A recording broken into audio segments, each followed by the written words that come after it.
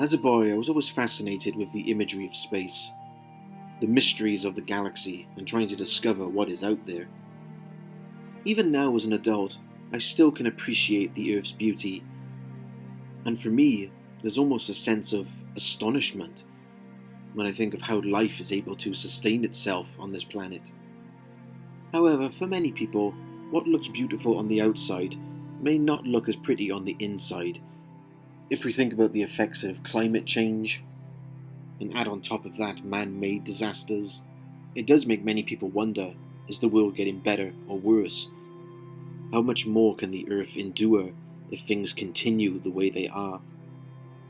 Can the end of the world only be explained by science, or should it only be explained by science? Do you think this physical world will end one day? I think the scientists tell us absolutely it will. So my answer to that is yes, but I would look for when and how that happens to be answered more by science than I would by theology.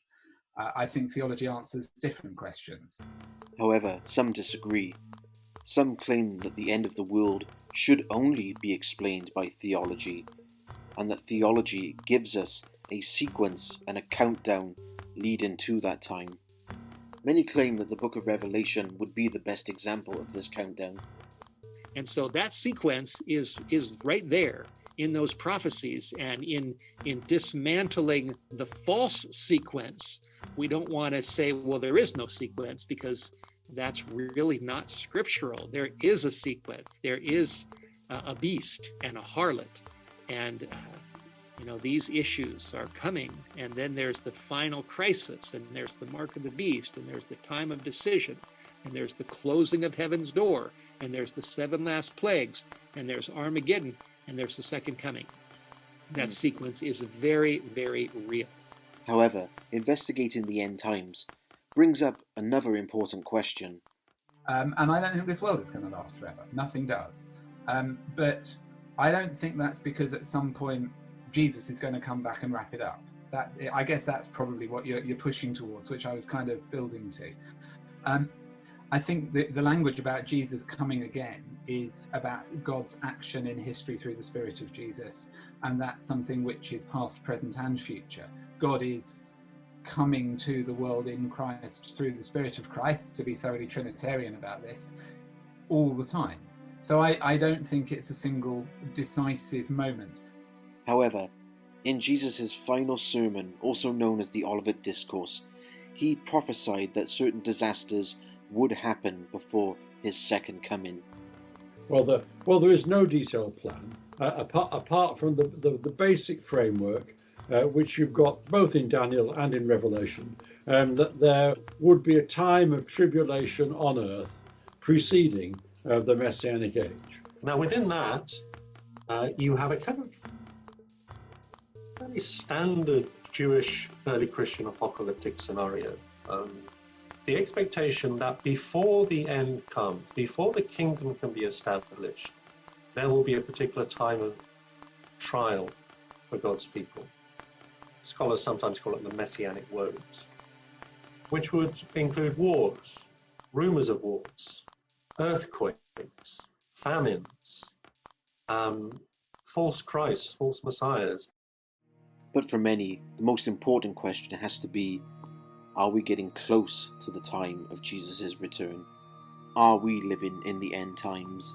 I don't think I would say that any of us can say that about any period. And this may well be the situation in which everything falls apart preceding the Messianic age.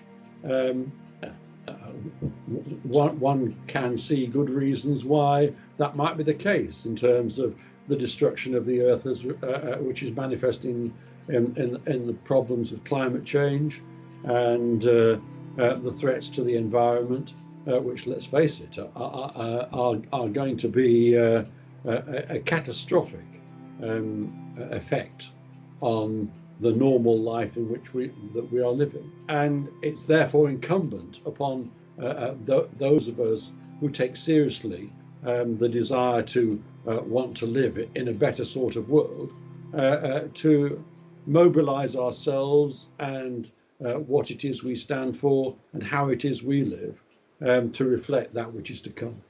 And that seems to me to be the heart of what it means to follow Jesus.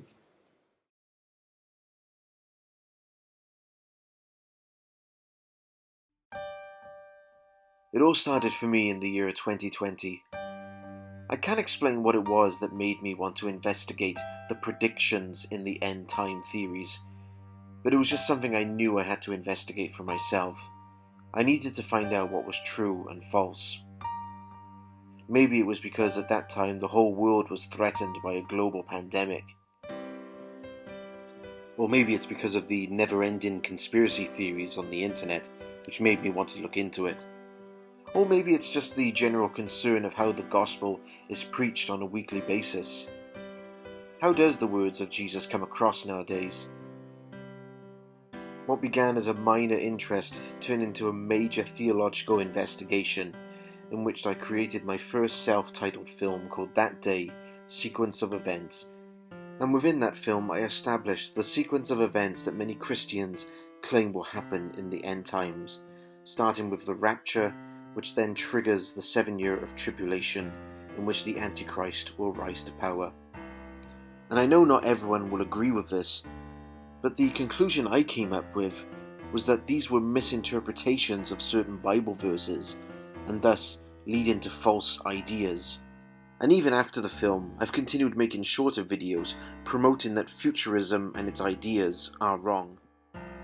Some of the things we assume to be true, some of the things that have been taught to us by other people, the things that have been handed down, do deserve to be looked into and deserve to be questioned. Since my movie was made, I've enjoyed having many interviews with friends and vloggers, as well as interviews with many different scholars around the world.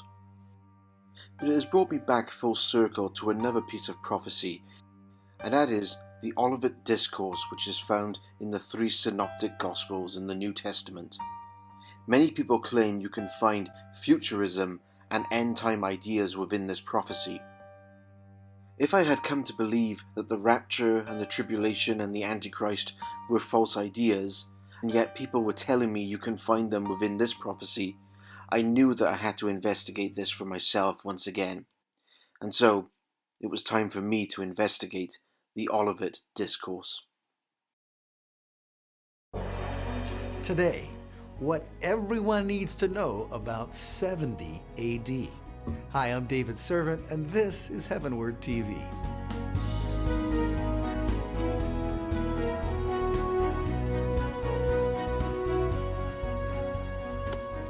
Well, it's so good to be together once again as we continue our chronological study through the entire New Testament. And today we're back in the Olivet Discourse. We're going to be there for a while, and we're focusing on Matthew's account of the Olivet Discourse, Matthew chapter 24 and 25.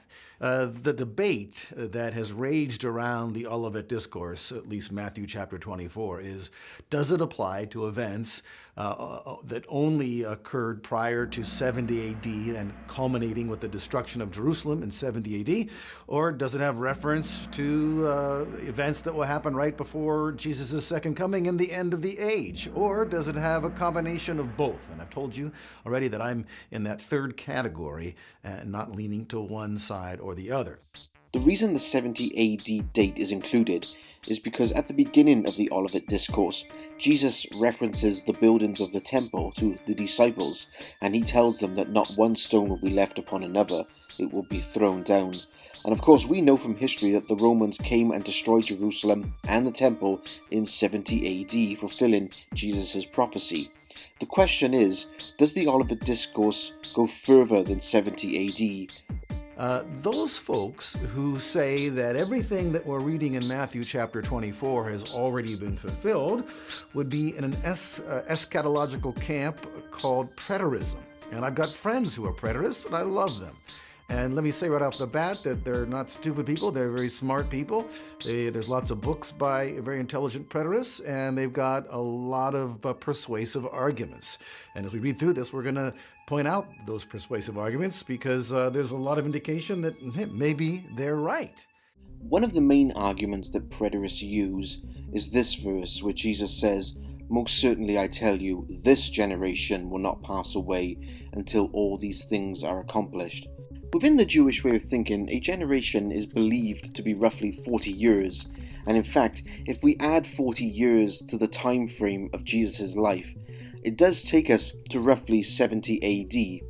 And then you've got the futurists and other different categories, and goodness, we don't have time to study everybody's thoughts on this, and this is not any kind of an exhaustive theological look at Matthew chapter 24, but we're having fun.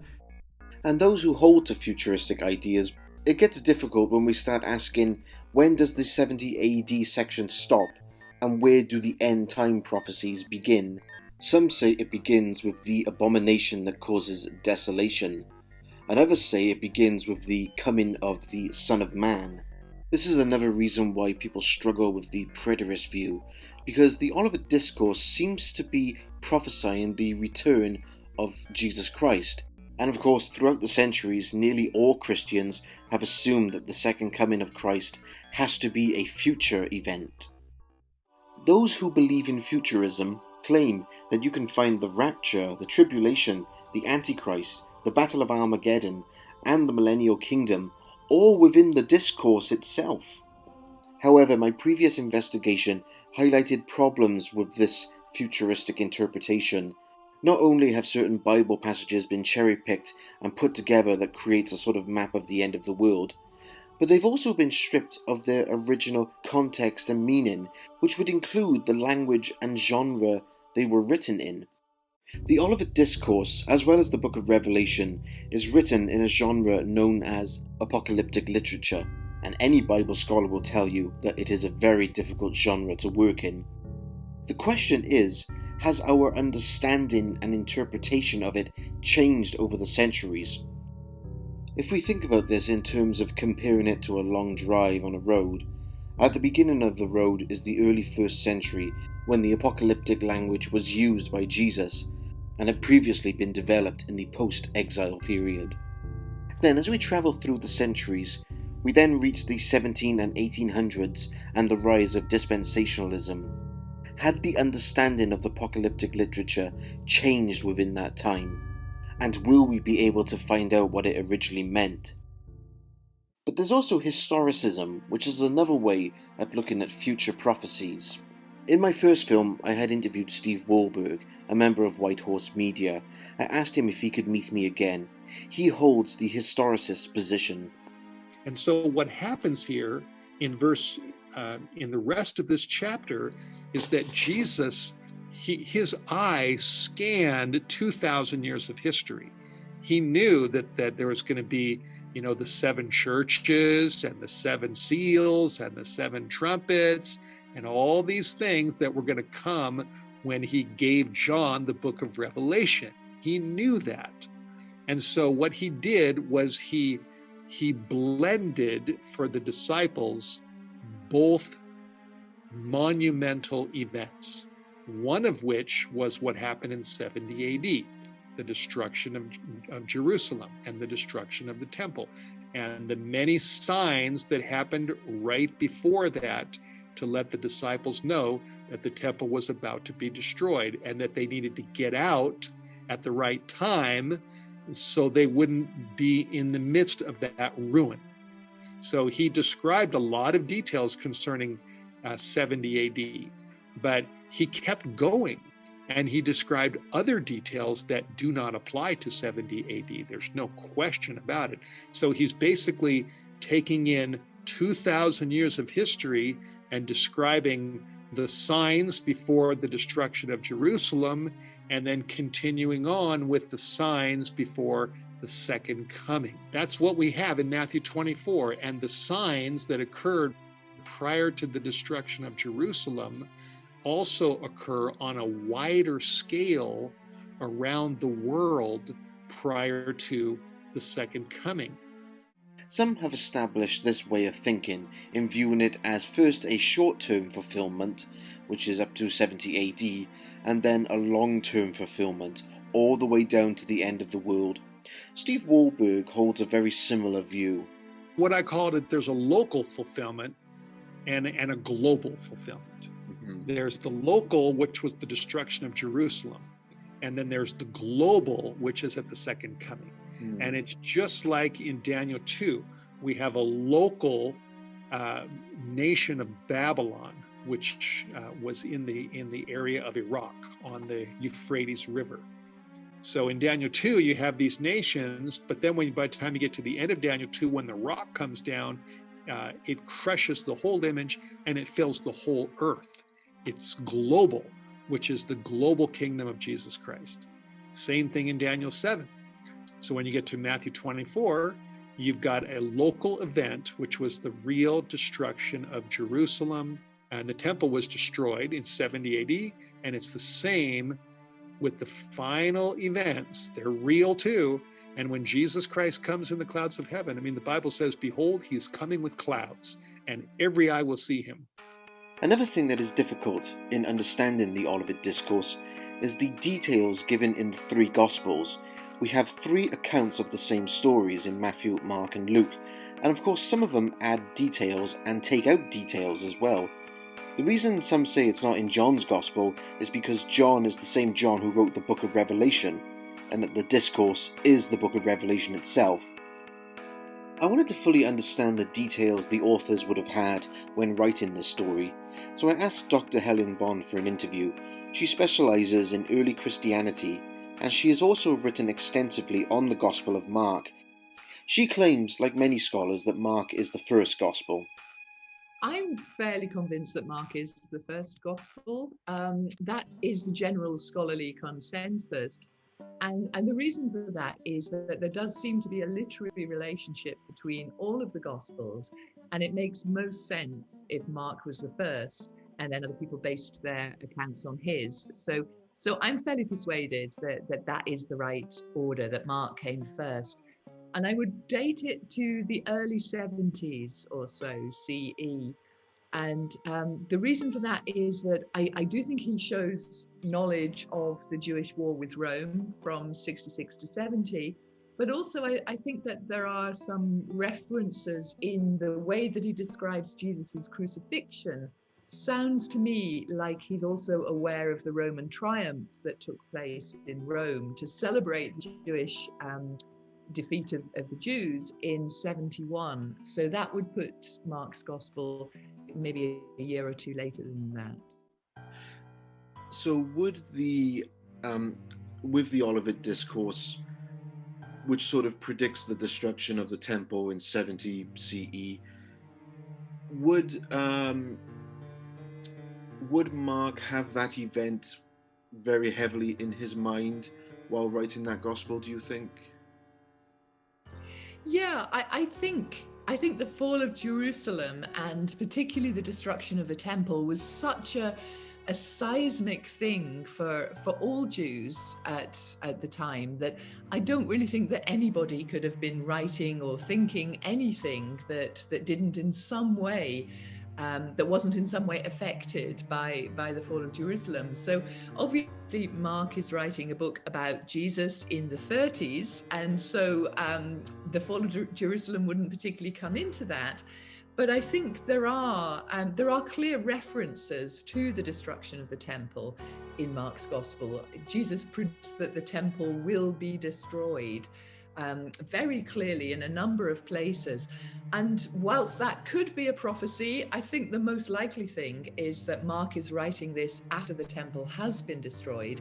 And so readers of the Gospel hear this and they say, yes, Jesus knew everything that was going to happen. Jesus predicted these things that have just happened now in our lifetime. The reason I think this is foundational in us understanding this is because many believe that the other books of the New Testament are based off of Jesus' words in the Olivet Discourse. That would include chapters like 1 Corinthians 15, 1 Thessalonians 4, and the entire book of Revelation. And of course, if the Olivet Discourse is only about events leading up to AD 70, that would mean that the rest of the New Testament books are about AD 70 as well. And because of that way of thinking, I began to ask myself a very strange question.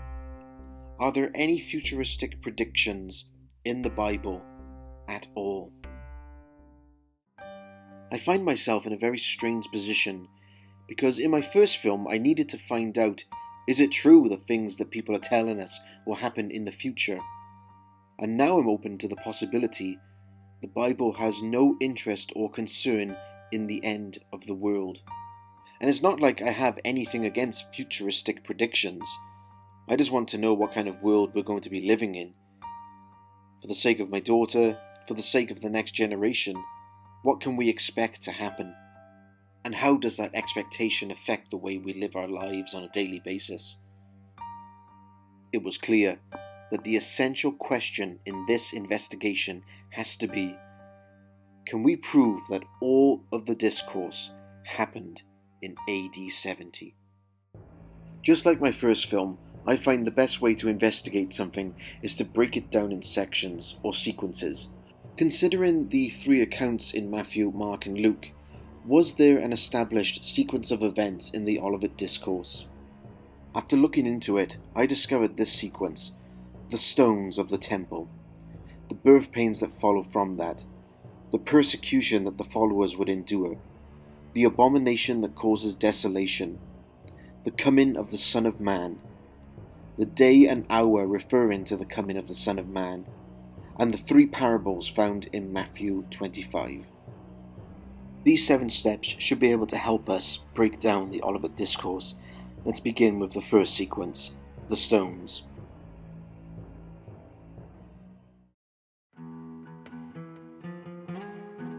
Our story actually begins during the time when Jesus rode into Jerusalem on a donkey, when all the crowd cheered him on as he entered the city walls.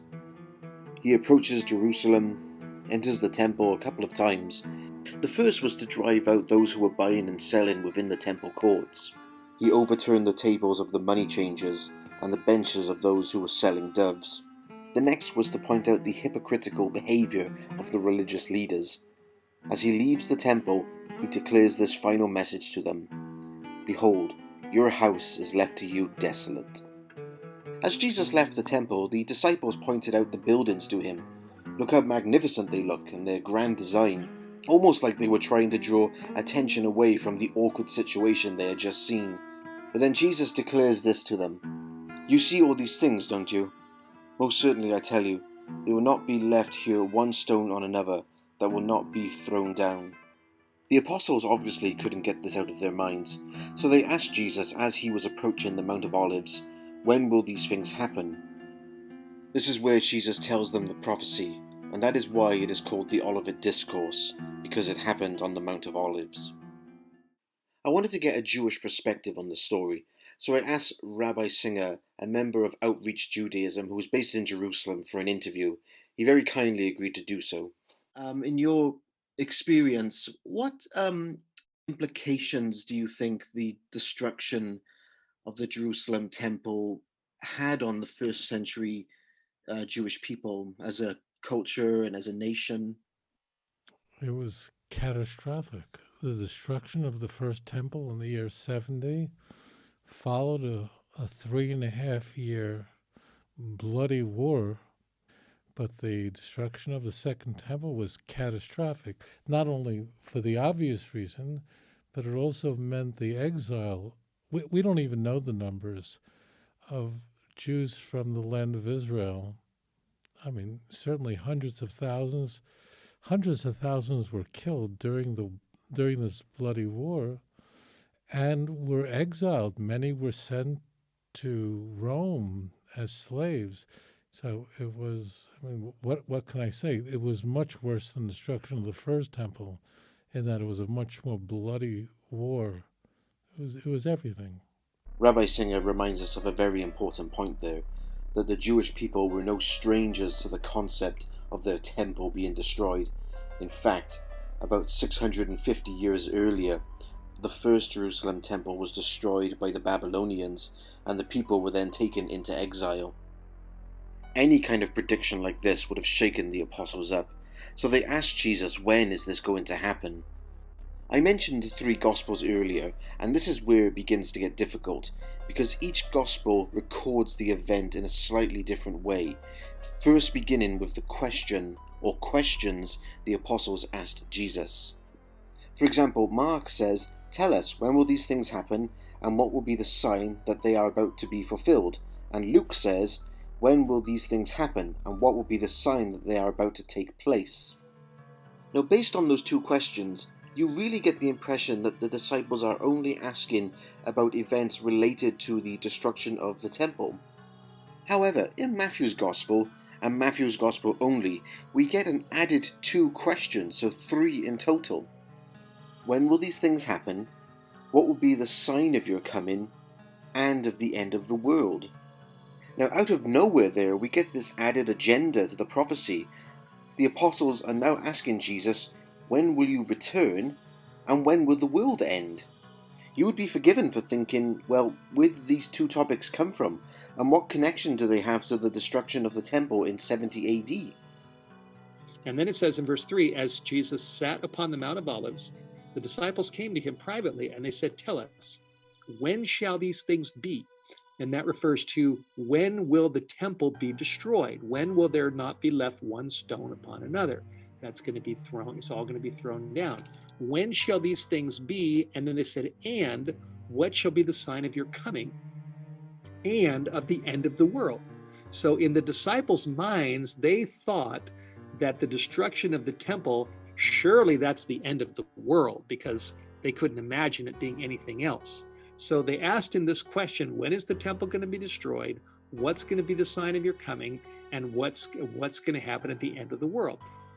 As Steve mentioned earlier, he does believe that the prophecy did cover things about 70 AD, but he also believes that the prophecy goes beyond 70 AD and then starts to talk about the end of the world. I'm just wondering, where did that connection come into the apostles' mind, linking the end of the world with the destruction of the temple? For example, the most popular view in terms of the coming is that Jesus is referring to the second coming sometime in the future. If I had a nickel for every time I heard some Bible teacher say that they're asking Jesus, when is your second coming and when's the end of time? I believe that's not handling this passage very, very well. And the reason why I say that is I don't believe that the disciples are thinking about what you and I might call his second coming. I say that because when that question was asked, they don't even know he's leaving.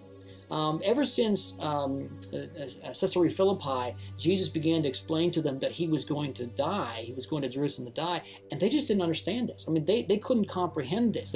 Peter rebuked them one time because they just couldn't wrap their minds around it. So I don't even think that they know he's going to die for sure, let alone leave and be gone the rest of their lives, and there's going to be a second coming. They're not asking him about his second coming. These are questions still in reference to the destruction of the temple.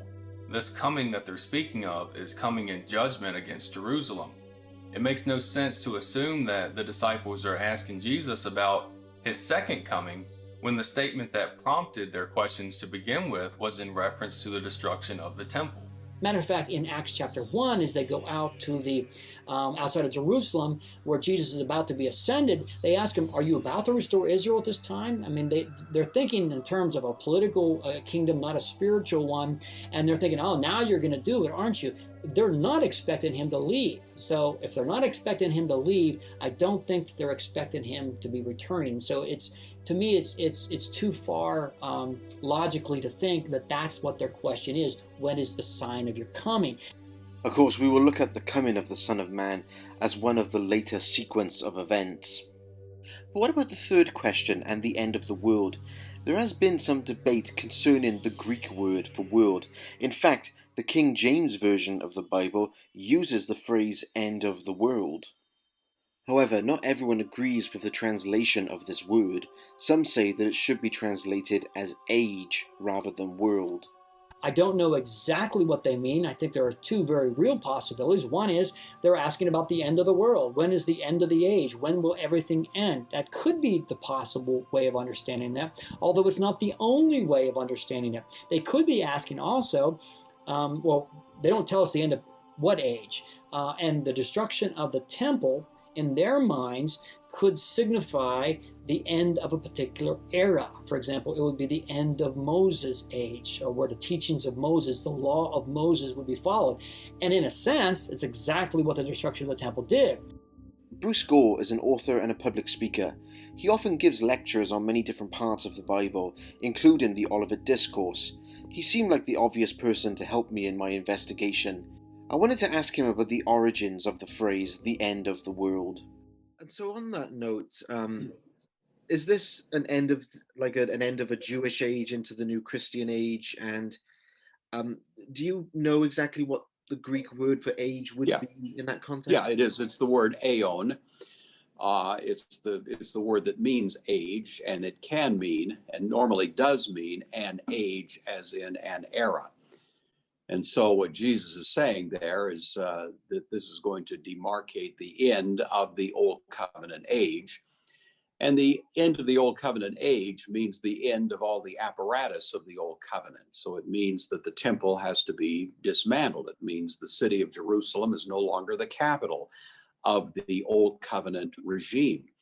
It means the Levitical priesthood is terminated. It means the animal sacrifice. No, all of these things are going to be brought to a conclusion with the end of that age. It does not say the end of the world. It's not the end of the cosmos, which would be a very different idea and a different Greek word entirely. So that's the way it has to be construed, that Jesus is saying that these things are demarcating the end of this age and really the inauguration of what amounts to the next age, which is the age of the kingdom, the age of the new covenant, the age of the church in the world growing and making disciples of the nations. And of course, that got me wondering, when did the phrase end of the world come into existence and replace end of the age? We do know that the King James Version of the Bible came into existence in 1611, and so the phrase must have been changed to world, maybe even prior to that. I can't tell you if I've seen a translation that says the end of the world in that context, but if that were the way it was translated, it would represent something of a theological agenda on the part of the translator, because those are quite different words in Greek. The word aeon, the word that's translated age, does not necessarily, in fact, ordinarily would not mean the end of the world. That wouldn't be its normal usage. In fact, it's often used in the plural, ages, as if you can have one age followed by another. That's the common use of that word. And so, if in Matthew's Gospel the apostles asked Jesus, when would this end of age come? It now makes sense when you read it in relation to the destruction of the temple. I suspect that Matthew actually got the question the way the disciples literally asked it. Matthew seems to be writing to a Jewish audience. We know that, for example, because as he gives the genealogy in the beginning, he traces it all the way back to Abraham, and he stops there because that's all a Jew needs. Take it back to Abraham, that's good enough. Luke takes it the whole way back to Adam. Luke is writing to a man named Theophilus. He's Greek. He's obviously not Jewish. And Mark gives us some clues that he must be writing to a non-Jewish audience as well. For example, in Mark chapter 7, he explains why the Jews do certain things. Of course, he doesn't have to explain it to Jews. They would know that. So he must think that there are among his audience people who are not Jewish. So I think that perhaps Luke and Mark maybe cleaned up the question a little bit so that their readers, who are non-Jewish, would understand it, where Matthew may preserve the way that it was originally phrased by his Jewish speakers, who are the four disciples as they're talking to Jesus. Not just my opinion, you don't have to agree with me. So the disciples were not asking Jesus about his second coming and the end of the physical universe, but about him coming in judgment against Jerusalem and the end of the Old Covenant age. Now, it's important that we keep this in mind moving forward, because this gives us the context we need to understand the rest of the chapter. Because if we know that this discussion was prompted by what Jesus said about the destruction of the temple, and the questions that the disciples ask are in reference to when this destruction would come, then it's easy for us to understand that nothing that Jesus says afterwards has anything to do with the end of the world or his second coming, but everything to do with the judgment that's coming upon Jerusalem. This was a line of inquiry I had to pursue. If the three questions are only asked in regards to the 70 AD siege, then presumably all of Jesus' answers and the entire Olivet Discourse is about 70 AD. However, some of the reasons people disagree with this is not only because of the eschatology view that they hold, but also because some say the Jewish age did not end in 70 AD. I can completely understand why some people would have thought that the fall of the temple meant that this is the end of the age. It would seem quite natural if God had allowed the temple to fall to the Romans. Then, you know, what next? This is hugely cataclysmic times. This must herald the end of the age. And so I think it's quite easy to imagine why Mark's audience might have thought this means that Jesus is on his way back anytime soon.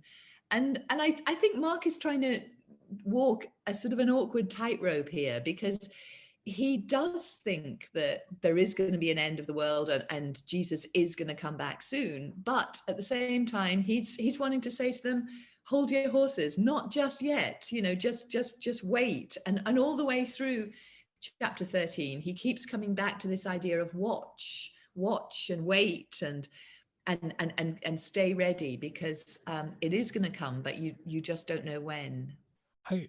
I think there's a point that needs to be said.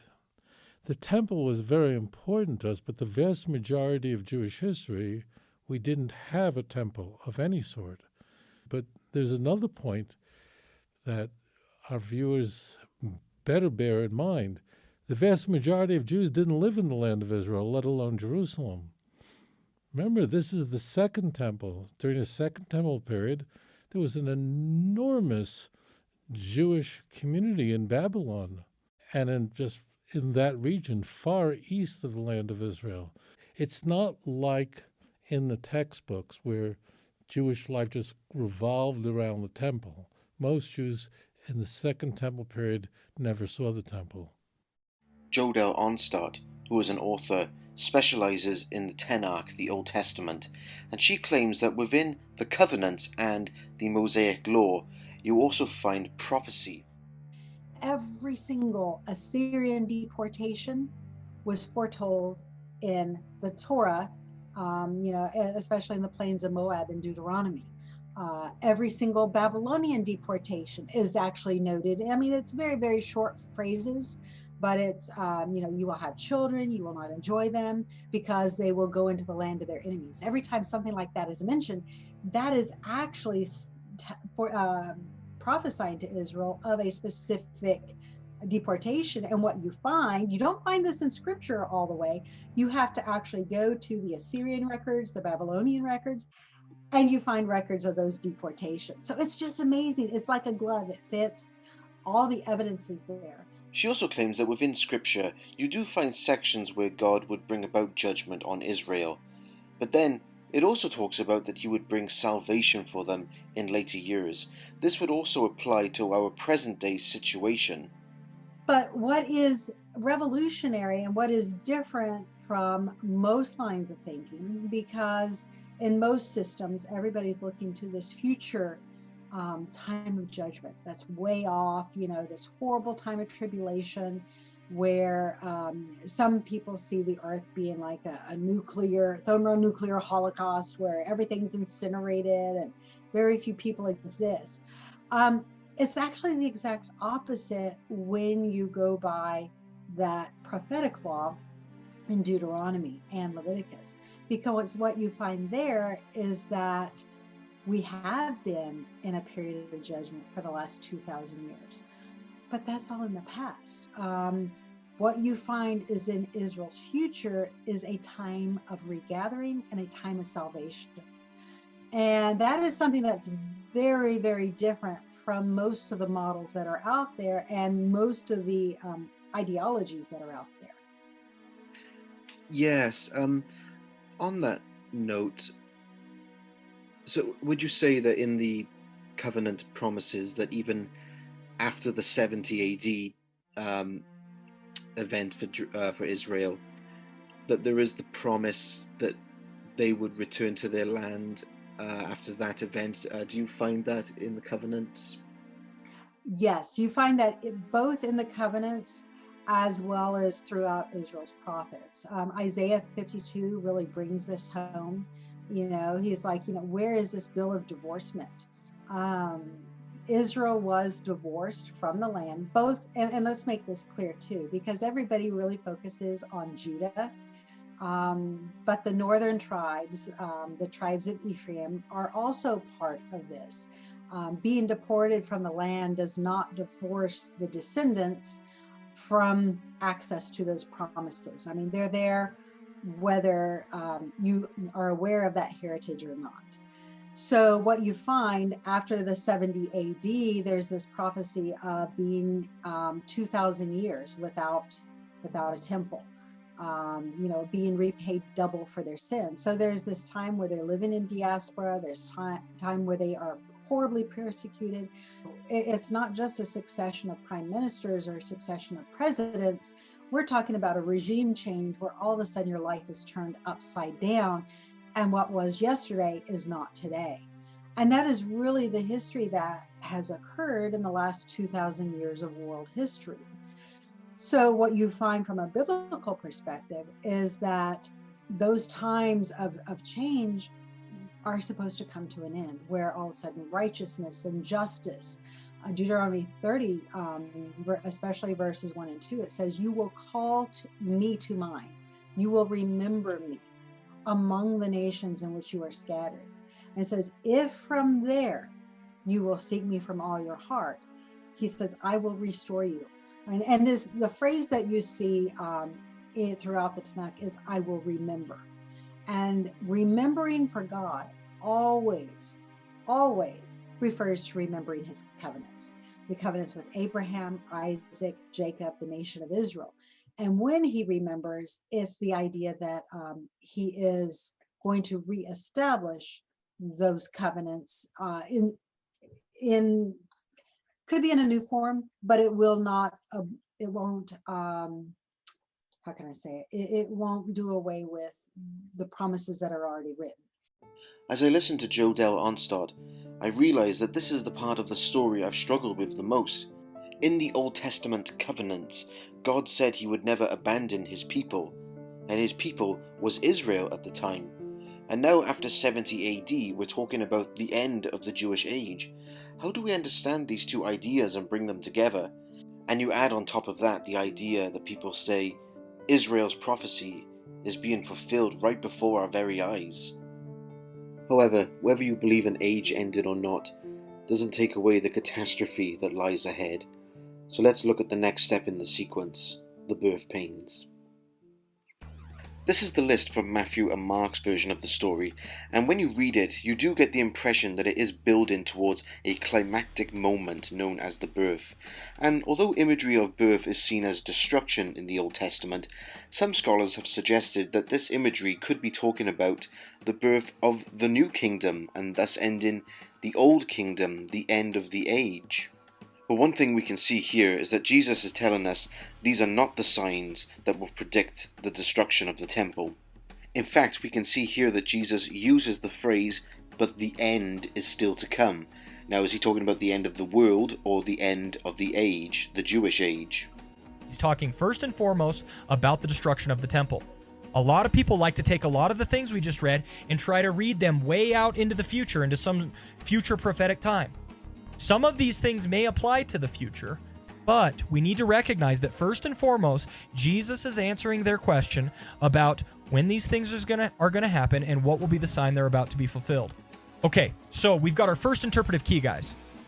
Everything that has to do with answering this question is contained in verses 5 to 23. Okay, so that's the next interpretive key. Now, what does he go into from 5 to 13? 5 to 13 is trying to answer the question, when will the temple be destroyed? But what is he trying to answer? These aren't the signs you're looking for, okay? Watch out that no one deceives you. And he lists a bunch of signs that aren't the signs that the temple is going to be destroyed. However, if this list of false Christs, wars, famines and pestilence is not the signs leading up to the 70 AD destruction, many have wondered what their function are. In fact, many scholars have drawn a connection with the four horsemen of the apocalypse found in Revelation chapter 6, because there we see Jesus' list repeated again. In my first film, I had interviewed Professor Ian Boxall, who specializes in New Testament studies. He gave me some unique insight on the book of Revelation and the four horsemen of the apocalypse. There's a striking similarity that scholars have noticed, that readers of Revelation noticed in the early centuries, between this vision of the horsemen and the whole of chapter 6 and Jesus' final sermon in the Synoptic Gospels. So in Mark 13, so-called Little Apocalypse, he stands on the Mount of Olives and he prepares the four disciples who were first called, Simon Peter, Andrew, James, and John. He speaks to them, and he looks beyond the situation of his passion and his death to what will subsequently happen. Some of these things would have been past events or present realities by the time people read the Gospel of Mark. But there's also a future aspect, the final coming of the Son of Man. I wanted to investigate Ian's two suggestions of them either being past events or future events.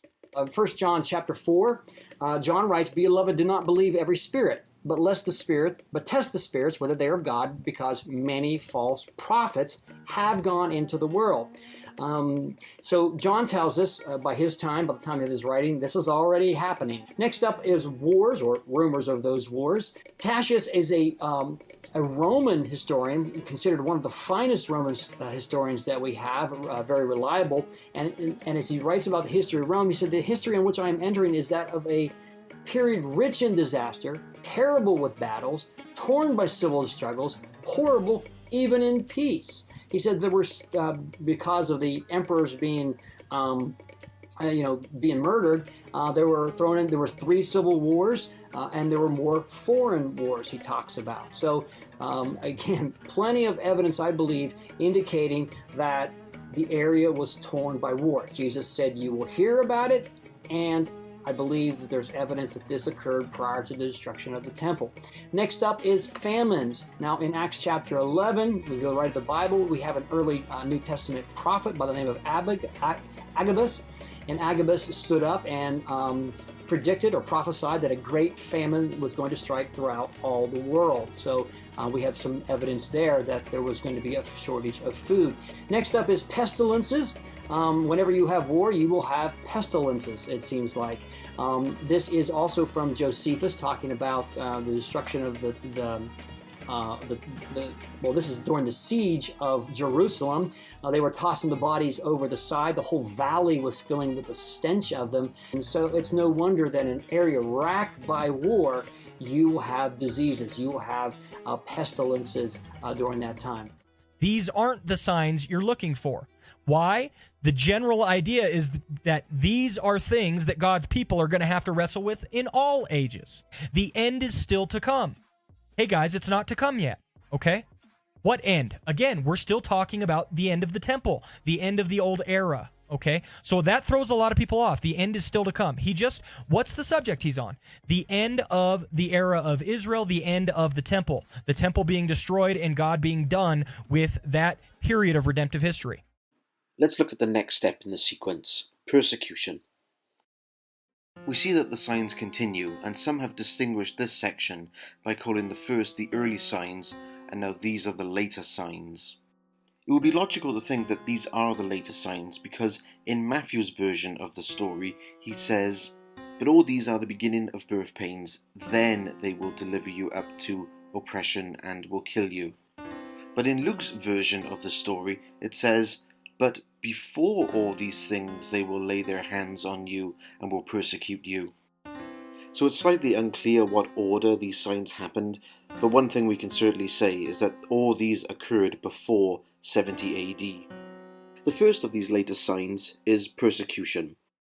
So were the disciples persecuted? Absolutely persecuted. Absolutely. It happened right out of the chute. In Acts chapter 4, Peter and John, who were sitting there in front of Jesus, on the Olivet Discourse, they were thrown into prison. In Acts chapter 12, James, who was sitting there at the Olivet Discourse, listening to Jesus talk, when Jesus said, they will deliver you up and kill you, James realizes the full weight of that prophecy as Herod puts him to death by the sword. He's likely decapitated for his faith. He's the first martyr to be, or first disciple to be martyred for his faith. Of course, one of the most shocking verses has to be this one.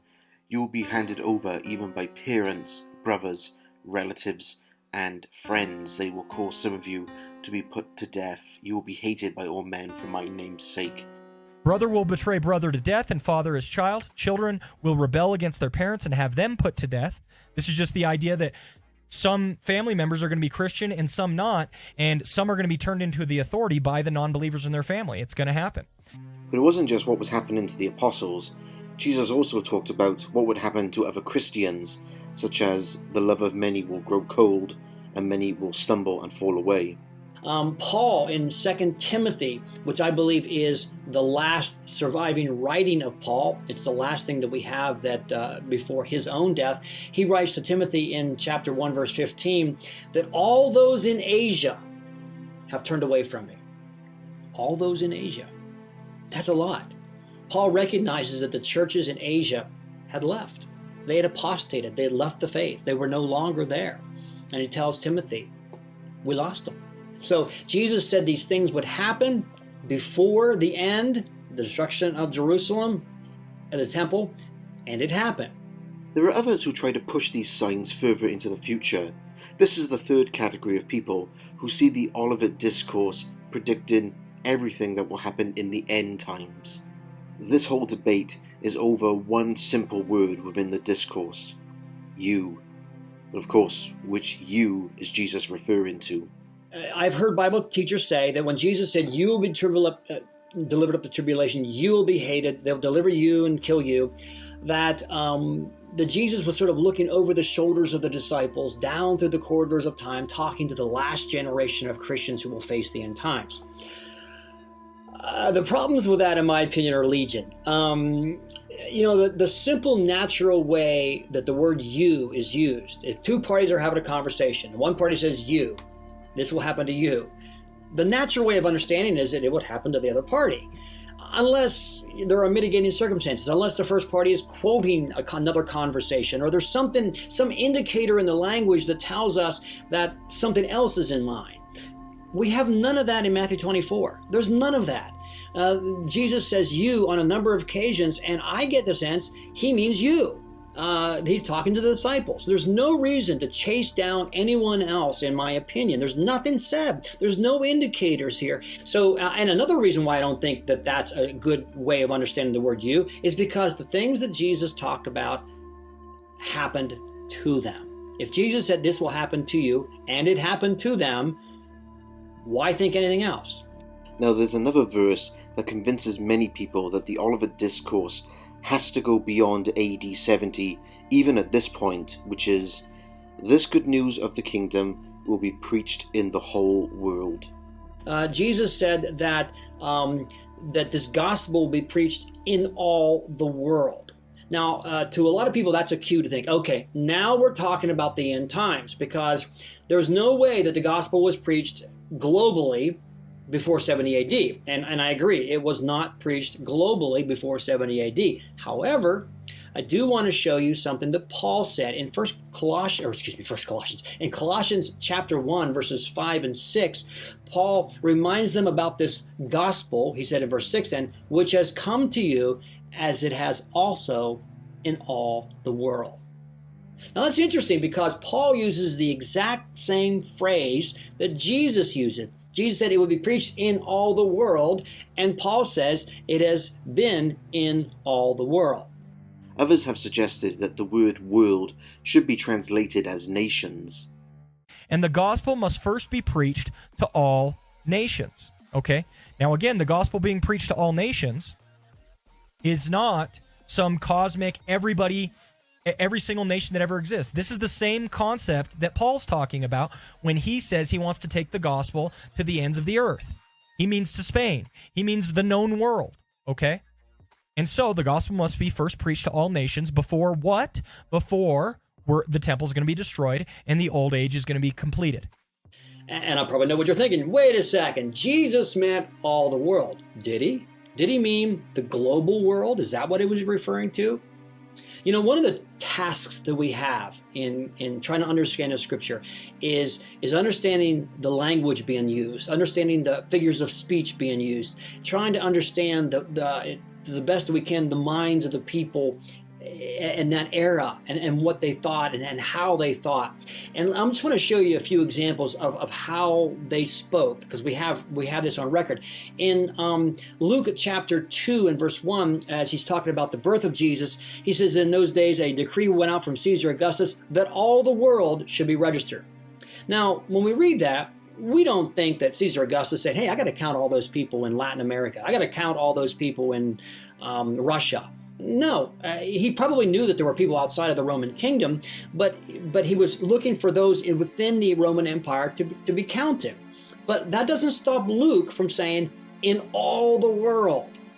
And sure, it's a hyperbole, it's an exaggeration, but we read that, we don't have a problem with that. We understand the way he's thinking, because this is how they spoke and wrote. We can't take their idioms, their figures of speech, their style, and try to shove it into ours. We have to understand theirs. And as we begin to read it like it is, as we, showing you these examples of how they just spoke freely, using hyperbolic language, when we come to Jesus saying the gospel will be preached in all the world, and then Paul, many years later, saying it has been preached in all the world, what would stop us from saying, wow, then this prophecy of Jesus was satisfied before 70 AD? In my mind, there's no reason to go any further. Tell us, when will these things happen, and what will be the sign that things are about to be fulfilled? There's only one sign, okay? It's singular. And Jesus tells them all of these to tell them these aren't the signs that the temple's going to be destroyed, guys. These aren't them. Okay, it's going to feel like it's them because crazy stuff is going on all around you, but these aren't the signs. How do you know these aren't the signs? Because we're looking for one sign, and I'm telling you, this is just going to happen because you're Christian. This is what happens to Christians. This is what happens when the birth pangs are occurring. It is important that we distinguish between the signs and the sign. So let's look at the next sequence, the abomination that causes desolation. Next to the number of the beast, the abomination of desolation is perhaps one of the most controversial and debated topics within the entire Bible. Even today there are many different theories about what exactly is the abomination that causes desolation, but there is one theory in particular that many Christians tend to turn to, which has future implications. This abomination of desolation is believed by many futurists to be the actual moment when the Antichrist will set up the image of himself in the third rebuilt temple in Jerusalem. But if the abomination is referring to the Antichrist, it would demand that we end the 70 AD section here and now move on to the end times. I know in a lot of Christian traditions, the idea of some Antichrist person who will persecute the Jews in the end times. Do you see that in the Tanakh as well? The Christian Antichrist is very specific, and that is that there'll be a pretender that will claim to be the Messiah, and Jews will follow him, and he will build a temple, but a false temple in Jerusalem, and Jews will worship him and follow him. And as it turns out, he's Satan. That's the Christian Antichrist, as described in the Christian canon. That doesn't exist. That will never happen. That comes from the dualism from which so much Christian theology was born out of. There is nothing remotely resembling that in the Jewish scriptures. In fact, it's not only there's nothing resembling that, but it's really quite the opposite. When the temple is built, then the nations will know that I am Lord. Do you see any evidence at all for some sort of tyrant or dictator person who would persecute the Jewish people, or would you say that is more that has already happened in history? So as far as something that could occur in the future, it could, but for me, it always comes down to a righteous God. If people are turning from wickedness if they are seeking God, if they are seeking truth, then God would not be righteous to allow another calamity to occur when we have the right heart, we have the right spirit, and we are seeking him. Something that strikes me as ironic is that both these experts in Judaism and the Old Testament claim that there is no evidence for some Antichrist persecuting the Jews in the end times, and yet this is the most popular belief in the Futurist camp. So the question remains, what exactly is the abomination that causes desolation? If it's not in the future, could it have been something that happened in 70 AD? Well, the word itself, the phrase, is again taken from Daniel. And Daniel mentions it a couple of times. The most clear reference is in Daniel chapter 8, in which he's describing the events that were surrounding what's called the Maccabean Revolt. And the Maccabean Revolt took place around 165 BC, and it was kind of a catastrophe, really, to the Jewish people when this Greek Syrian ruler, his name was Antiochus Epiphanes, came in. And in the process, the book of Maccabees tells us that he slaughtered a pig on the altar, the brazen altar that stands in front of the temple. And that would be an abomination, you see. And an abomination that desolates is an abomination that would be so serious that it would leave the sacred precincts desolate, that is, empty or unusable. So this outrageous act of abomination basically shut the temple down for about 3 years. So Jesus says in the Olivet Discourse, when you see something like what Daniel talked about, namely an abomination of desolation, and it actually mentions Daniel in the text, let the reader understand, then Jesus is saying that's going to be a triggering event, that when you see that or something like that, then know that the time is now at hand. Well, so the question is, what was this abomination that desolates? However, there's one Bible verse that the futurists tend to ignore, one that could help us identify what this abomination is. Luke, in his version of the Olivet Discourse, I think, because he's writing to a Gentile audience, actually omits that phrase and plugs in a more comprehensible phrase, namely, when you see Jerusalem surrounded by armies. There isn't any good reason to assume that the meaning that is attached to Jerusalem surrounded by armies should be viewed as any different substantially from the abomination that desolates. It's simply a way of saying, when you see a Gentile intrusion and encroachment into the sacred precincts, Jerusalem surrounded by armies, that kind of event, that should mark for you the signal, now's the time to get moving. So here's a question to ask as we try to figure this out. Which one of those things did Jesus say? Did he say when you see the abomination of desolation, flee the hills? Or did he say when you see Jerusalem surrounded by armies, flee the hills? Well, I can only conclude that if both Matthew and Luke were inspired by the Holy Spirit, Jesus said them both. Did he say them both in one sentence, and perhaps Matthew only included part of what Jesus said in that sentence and Luke included the other part? I do not know. He may well have said them in two different sentences, and made reference to Jerusalem is going to be attacked, eminently 40 years or so from when he said this during the destruction in 70 AD. And you're going to have another situation where there's going to be an event in Jerusalem when you're going to want to flee. And it's going to be very similar to that, only this time the sign is not Jerusalem surrounded by armies. This time the sign will be, to get out of town, is when you see the abomination of desolation. And that's the one I lean towards. This is where the double fulfillment interpretation of this passage would come in, seeing it as a short-term fulfillment in 70 AD and then an end-time event.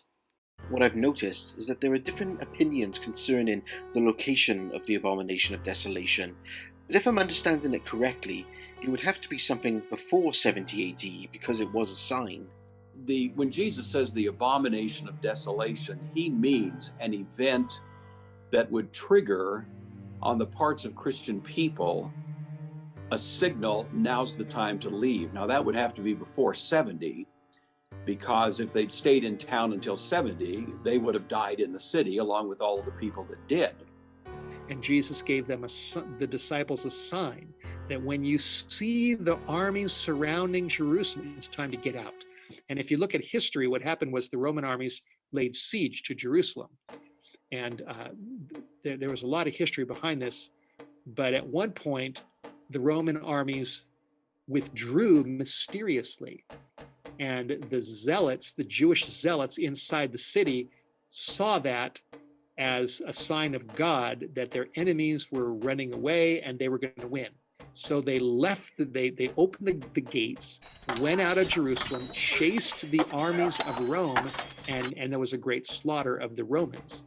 And so all of a sudden, these zealots came back to Jerusalem, the heroes of the day, and said, this is proof positive that God's going to deliver us. It was the Christians who said, no, I don't think so. I think this is not going in a good direction. And so while the Christians are leaving, everybody else is packing into Jerusalem. And when the Christians saw that move of the armies there, but then they departed for a short time, they saw their sign. And when the gates were open, they left. They got out, and not one Christian perished in the destruction of Jerusalem. And then the Jewish zealots came back and thought, God's given us the victory, but it was just a temporary victory, and the Romans came back with fury against the Jews, and they didn't give up this time. And the next time, under Titus, they came and they broke through the walls, and they destroyed the temple, and they butchered 1 million Jews. But no Christian died in that destruction, because they got out when the previous armies had withdrawn mysteriously, which was the sign that Jesus gave them. Of course, all this would be the desolation side of the story, but the abomination side of things would go back a lot earlier than 66 AD. In fact, some have suggested that one of the signs could have been when the Emperor Caligula attempted to put a statue of himself in the Jerusalem temple. However, some see the abomination going as far back as to the time when Jesus was on the earth. Since it's talking about the desolation of the temple, that demands that the abomination had to be some sin of such great magnitude that it would cause Yahweh's desolation of the temple. Now, what that suggests to me is that the abomination had to be sin committed by Israel, that it's not some external force, it's not the Romans, in other words, but it's a sin or a series of sins committed by Israel that would bring Yahweh's wrath upon them. Jesus said at the conclusion of Matthew 23, his big, kind of condemnation of the religious leaders, behold, your house is left to you desolate. It's a way of saying that the religious practice in the temple had become so obscene, had become so irreligious, so idolatrous, that it amounted to an abomination that left the place desolate. And you might even say that it was the religious leaders that committed that act, not a particular act necessarily, but just the irreligious practice inside the city, coupled with Jerusalem surrounded by armies outside the city, was sufficient, to tell the Christian people, okay, this is it, Mabel, get out of town. It's the end of the line. Then those who are in Judea must flee to the mountains. Whoever is on the housetop must not go down to get the things that are in his house. Whoever is in the field must not turn back to get his cloak. Preserve your life. Get away from the danger. If you're in Judea, Judea would be the province there where Jerusalem was located. Get to the mountains. Get to the uninhabited places where you'll be safe and you can hide out and maybe preserve your life, because there's going to be action against you. Fleeing to the Judean countryside would have been a way of escaping the turmoil that was within the city. However, not only do you get the story at face value within the text, but some have wondered, was there a political motivation within the writings of the Gospels? There are people who think that Mark's gospel was written during the war, in which case telling people to flee to the mountains could be seen as a way of saying, don't get involved in those kinds of fights. And that might well fit in with the portrait that Mark gives us of Barabbas, where it's very clear that there's a choice. Do you go with Barabbas or do you go with Jesus and Jesus's way of being the Christ? So I suppose you could take it from Mark in that case, that there's a sort of an anti-revolt, anti-war theme. But if the gospel comes from after the revolt, then I suppose all of that stuff about fleeing to the mountains and wouldn't it be terrible if you're pregnant at those times is really trying to show just how awful this is going to be. This is one of the worst things that is going to happen.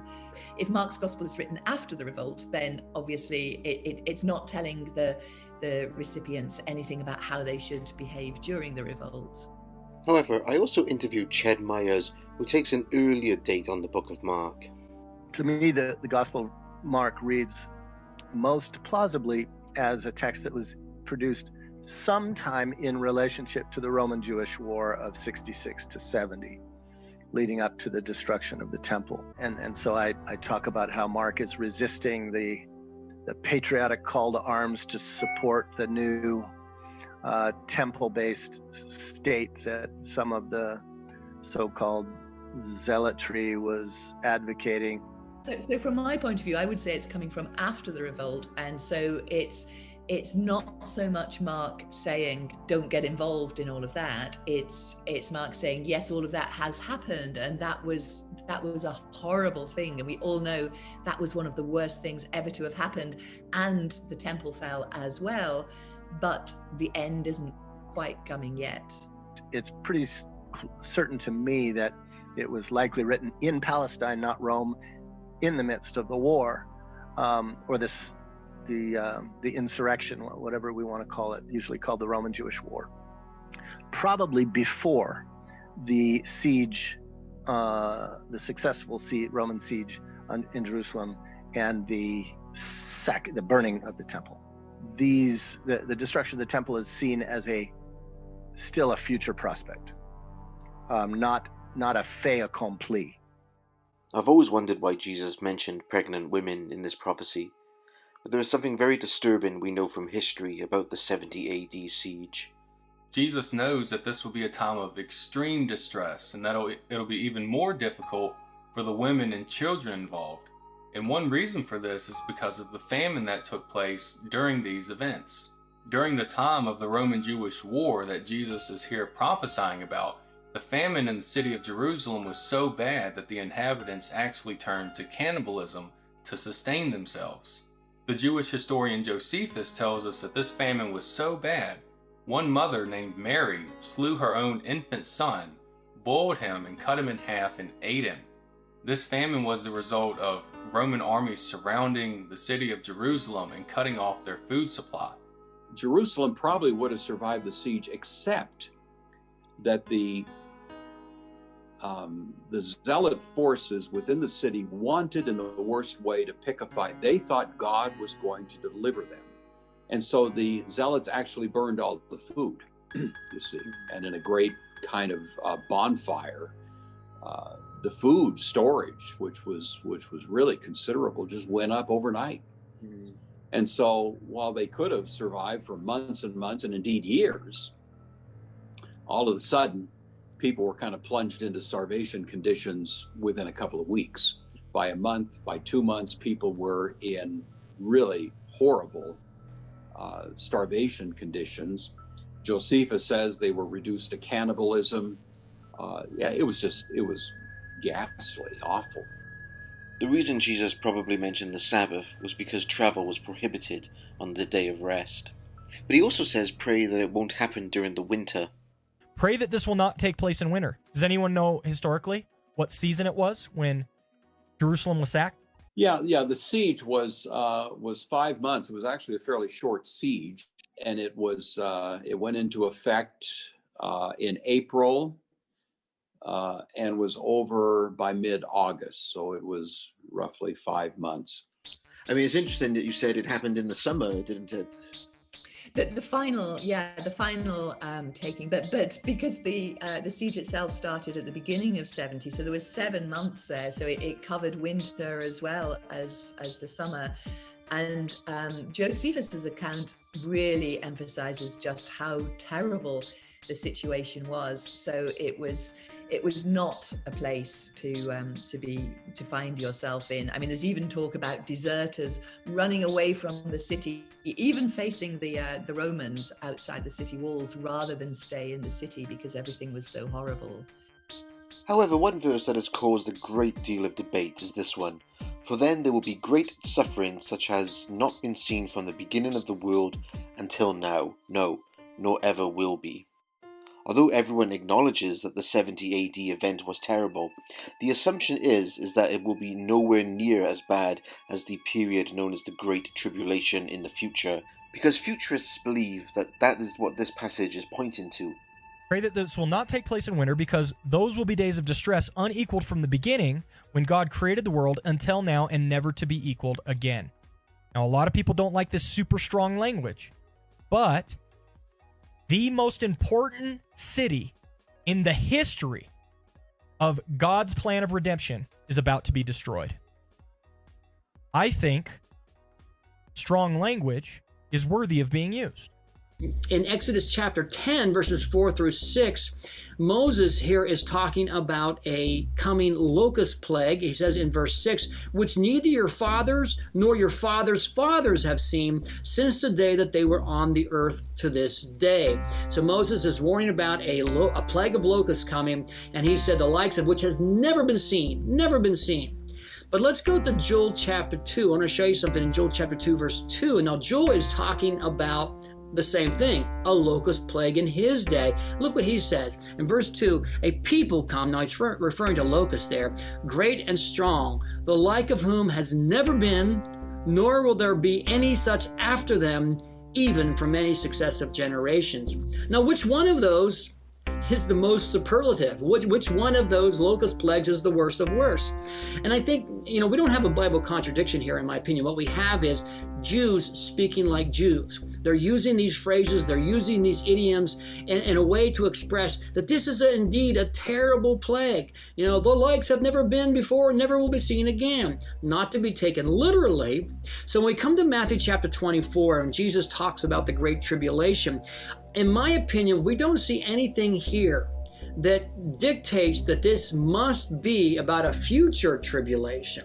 As a matter of fact, he starts it out in verse 21, for then there will be great tribulation. The word then is an adverb, and it connects maybe clauses or even sentences.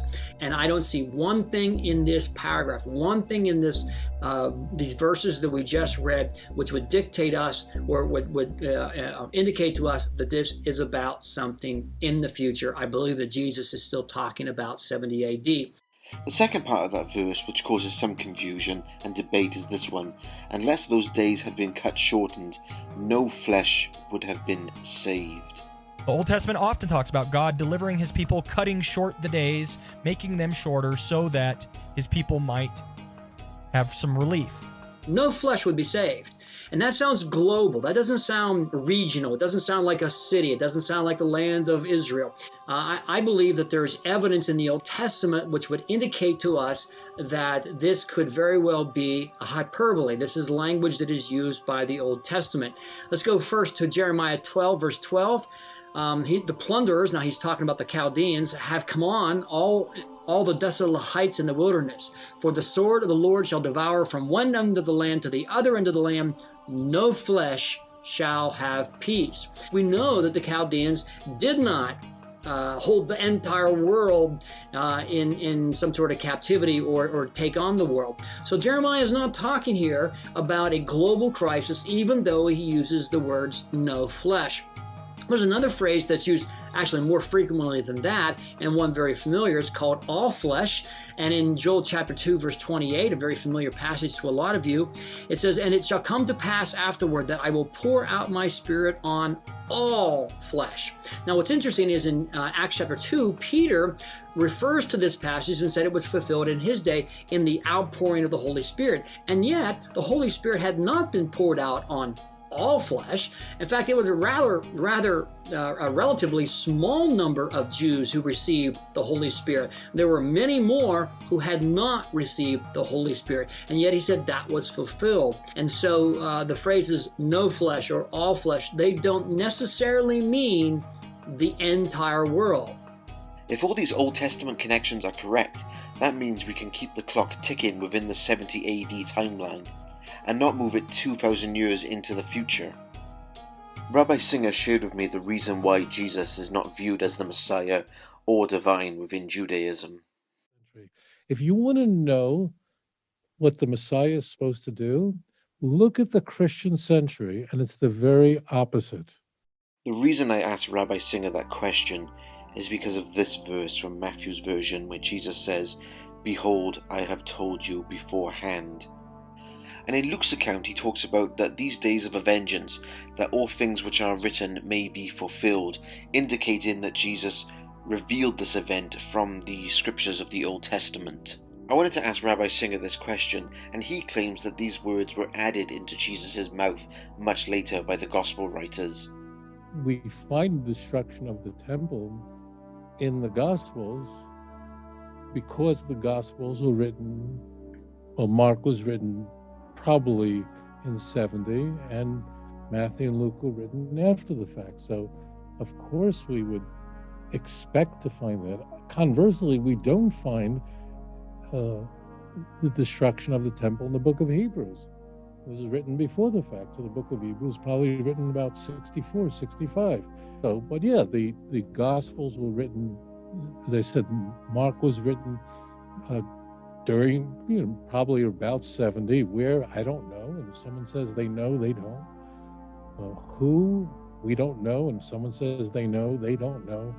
But around the year 70, and Matthew and Luke were written after the fact, and then these words are put into the mouth of Jesus.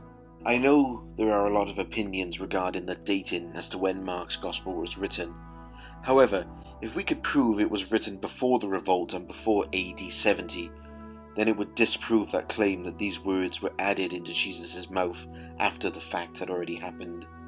However, if it is true what Steve told me that no Christian died in the 70 AD siege, then we have to acknowledge that those early Christians got the prediction from somewhere. However, let's keep going with the next step in the sequence, the coming of the Son of Man. After Jesus warns his disciples for the third time that false messiahs will come, he then goes on to explain that the Son of Man will be like flashes of lightning in the sky. From the beginning of my Christianity, I had always assumed that this was talking about the second coming of Christ sometime in the future. There are two reasons why one would come to this conclusion. The first is that the Bible says, "Then all peoples of the earth will see the Son of Man," giving you the impression that it is a global thing.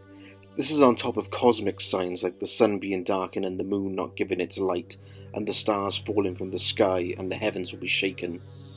But there's another reason, and that is, Jesus says at that time they will see the Son of Man. The emphasis now seems to have changed from the use of the word you to they. And many believe that the they is referring to future generations who will actually see the future coming of Christ in their lifetime. In those days following that distress, after the destruction of the temple in AD 70, following that distress, now we have these ideas, which seem to refer to the end times. Now here's a very important point, Dale. If we take literally what Jesus said, that not one stone will be left upon another, it's going to be thrown down, which is exactly what happened in 70 AD when Jerusalem was destroyed, then we should also take literally what Jesus said in verse 30 and 31, that the sign of the Son of Man will appear in the sky. And all the tribes of the earth will mourn, and they will see with their eyes the Son of Man coming in the clouds with power and great glory. However, the one thing we have to keep in mind is when Jesus talks about the lesson of the fig tree, he uses the word you once again, indicating that he is still talking to his disciples. Even so, you also, when you see all these things, know that he is near, even at the doors. In fact, some translations use at the gates rather than the doors, which may indicate that Jesus is talking about the Jerusalem gates. We know Jerusalem was surrounded by high walls which had 8 major gates. We still have to remember that Jesus is answering the disciples' questions and that he is talking to them directly. Therefore, the word they would refer to the people living in Jerusalem at the time when the Romans came. I'm just asking the questions. Can the coming of the Son of Man be explained as something that happened in AD 70? Or do we need to adjust our thinking? Something that caught my attention is when Jesus says, immediately after the distress of those days. Now, which days is he referring to? Well, the most logical explanation is that he is referring to the sequence of events that we have already investigated leading up to the 70 AD siege. Now, one may want to ask the most obvious question. If Jesus was supposed to come in 70 AD, then why didn't he come? There is no evidence of Jesus arriving on the earth. That train of thought has led many scholars to wonder, did Jesus and the writers of the New Testament get it wrong when they predicted his coming? Bertrand Russell was one of the most prominent philosophers and mathematicians of the early 20th century. Even today, his ideas have influenced the way we use computer science. But on top of his academic life, he was very critical of Christianity and the Bible. In fact, in 1927, he gave a speech at a university entitled "Why I Am Not a Christian." The speech was later written down as an essay. Within that speech, Russell actually commented on this so-called coming of Christ that was supposed to happen in the first century. I am concerned with Christ as he appears in the Gospels. For one thing, he certainly thought that his second coming would occur in clouds of glory before the death of all the people who were living at that time. That was the belief of his earlier followers, and it was the basis of a good deal of his moral teaching. It was very largely because he thought that the second coming was going to be very soon. The early Christians did really believe it, because they did accept from the Christ the belief that the second coming was imminent. In that respect, clearly, he was not so wise as some other people have been, and he was certainly not superlatively wise. Russell's comments influenced the minds of many thinkers, which made C.S. Lewis conclude that that verse in the Olivet Discourse was to be regarded as the most embarrassing verse in the Bible. Did Jesus really get it wrong when he said he was going to come in 70 AD? Now, there clearly were, in the early church, there clearly was a strong belief that Jesus was going to come back quickly. So I think that expectation that Jesus would be back within a generation physically onto the earth, they had to work out why that didn't happen. And I think the answer that they came up with was that Jesus is present by the Spirit and comes again through the Spirit. So I think there was they got that wrong. I mean, there was this expectation Jesus would be back quickly, and he didn't come. What does that do to one's faith? To realize that Jesus and the authors who wrote about him got it wrong regarding his coming. I'm just wondering, is it possible that Jesus didn't get it wrong and that other Christians have interpreted incorrectly? When you go to the earlier texts, certainly of the New Testament, you definitely find an expectation that there's some kind of countdown clock ticking and that Jesus is going to come back soon. So if you want to go and find that, it's absolutely there. The question is, what do you do with the fact that what they thought was going to happen didn't happen? And I would want to say those people who thought Jesus was coming back bodily to the earth within a generation got that wrong. That means that they just did. He didn't come back in that way. But that's my point. In what way was Jesus supposed to come back in 70 AD? We know from history that the sun didn't go black, and that the moon stopped giving its light, and that the stars did not fall from the sky. So are we supposed to read these verses in a different way? It all began when Don gave me some background to the Old Testament texts. In Isaiah 19, 1 and 2, behold, Yahweh rides on a swift cloud and comes into Egypt. And in the ensuing description of that, it says, the river shall be dried up, all the fish shall die, the birds of the air shall die, Well, so far as I knew from recorded history, the Nile had never dried up. All of the birds of the air had never died. I started becoming familiar with what is known as, in the scholarly world, Hebrew apocalyptic. So you find exactly that kind of language in Isaiah. You find it in Jeremiah. You find it in Ezekiel. You know, it's a common poetic way of describing sort of a great meltdown of the ordinary, ordered events. But Hebrew apocalyptic essentially means that the Hebrews were fond of expressing major life-changing events, world-shattering events. And I don't mean world in the sense of the globe. I mean in their world. And that would be the normal way it would be taken. In fact, anytime that language was used in the Old Testament, it was always invariably describing the collapse of political order or social order. It never was describing the sun actually turning black, ever. You know, it was poetic. And when Jesus is invoking that language, the disciples, it wouldn't even occur to them to think it's actually talking about the sun up in the sky. They would have immediately interpreted it the way people always had, that this was simply a way of saying things are really going to be shaken up here. We have a tendency to impose our modern cosmology on ancient text. You know, it's not intended to be scientific, literal, you know, events in that sense, but it's poetic language describing a huge disruption. Now, what about the coming of the Son of Man? Does that have any Old Testament references to back it up as well? So here you have a reference to the coming of the Son of Man. And I was raised believing as a young man that anytime you see reference to the coming of the Lord, that it almost had to be the end of time coming. Many, many years ago, as I examined Matthew 16, 27 and 28, which reads, "The Son of Man will come in the glory of the Father." And I was shocked to realize there's not a whole lot of debate about what he meant. Scholars of all stripes, except the dispensationalists, but scholars of all stripes agree he was saying that just as the Father had come many times in the past, he was now going to come. Well, that raised a question, naturally. How had the Son seen the Father come? Where do we find examples of Yahweh coming?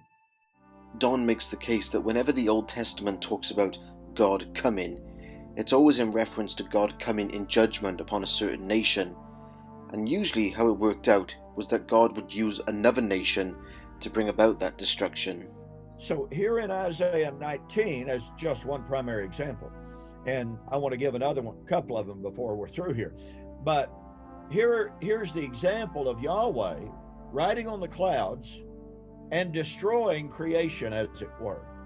But in chapter 20, it tells us specifically that it was to be Sargon, king of the Assyrians, that was going to destroy Egypt.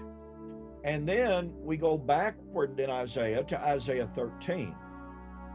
In Isaiah 13, it is the burden of the Lord against Babylon, which Isaiah the son of Amos saw.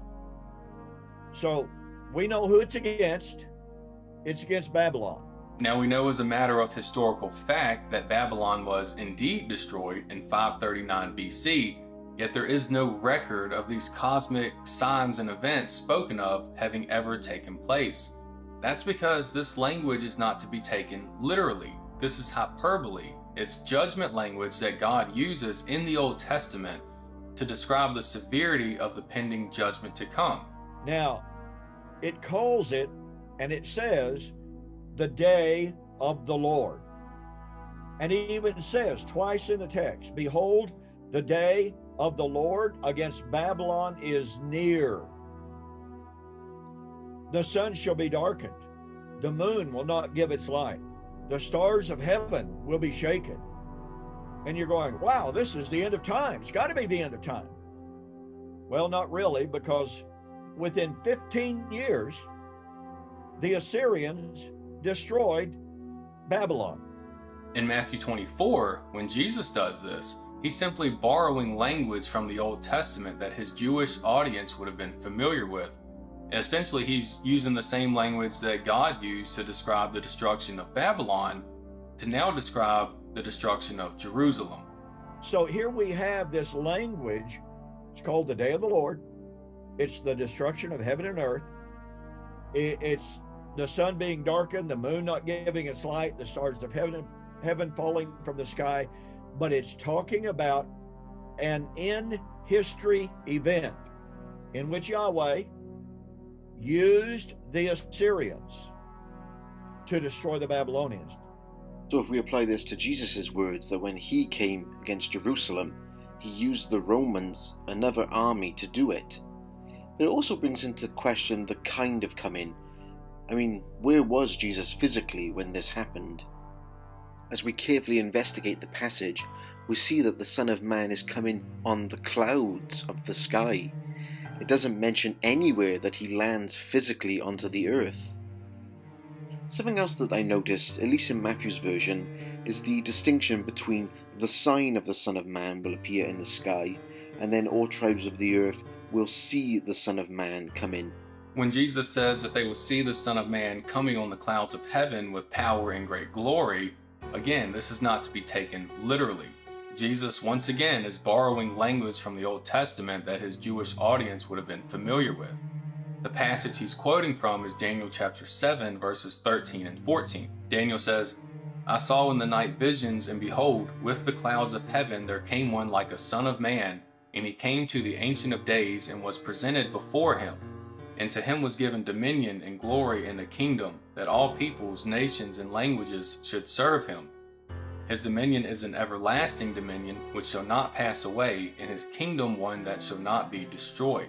So when Jesus speaks about himself coming on the clouds of heaven, he's not speaking about a return to earth, but his ascension into heaven, where he'll be seated at the right hand of the Father to receive the power and the glory and the kingdom that's been promised to him, as just shown in the verse in Daniel chapter 7. When he quotes this verse in Daniel chapter 7, he's essentially speaking of his vindication as Messiah. He's saying that these things are going to take place in your eyes, and I will fulfill this prophecy as the Son of Man. So no, this cloud coming of Jesus is not in reference to a secret rapture event. It's in reference to his ascension into heaven, where he'll be seated at the right hand of the Father and be glorified. I would say the coming of the Son of Man that is referred to in the Olivet Discourse is actually part of a more extended expression of Christ's first coming. So when Malachi predicted the messenger of the covenant coming, he made it clear that this one would come both in a redemptive role, but also in a judgment role. And it was all part of the same complex, you see. It was, in other words, Christ would come, and he would come both as Redeemer and Judge. But it took place as a necessary part of the beginning of the covenant, of the New Covenant era, not to demarcate the end of it. In other words, the New Covenant really properly couldn't get underway until all the apparatus of the Old Covenant had been removed. So there had to be a removal of the physical temple, a removal of even Jerusalem as the capital of the Old Covenant. All of that, the priesthood, the sacrifices, all of it had to be set aside, permanently dismantled, so that the New Covenant era could properly get underway without being tethered in any sense to the Old Covenant apparatus. And so it had to be both a redemptive and judgment event that took place in the first century, but it certainly was not the second coming in the terms of the final second coming. It was rather, in a sense, the completion of the first coming and the launching of the New Covenant era. But Steve Wohlberg sees this as a spiritual interpretation of this passage and still maintains that it is referring to the second coming of Christ. And what preterists do is they take literally 70 AD when Jerusalem was destroyed, the temple was destroyed by the Romans, but then they spiritualize verse 30 and 31, where they say, well, the sign of the Son of Man in heaven, that there were clouds over Jerusalem when this happened. And they say that was the end of the world. And, they spiritualize it away. But when you really look at the text, Jesus said the sign of the Son of Man is going to appear in the sky. And all the tribes of the earth, not just the people in Jerusalem, are going to mourn. And they are going to see with their eyes the Son of Man coming in a cloud with power and great glory. And the trumpet's going to sound. And the angels, millions of angels, are going to come down.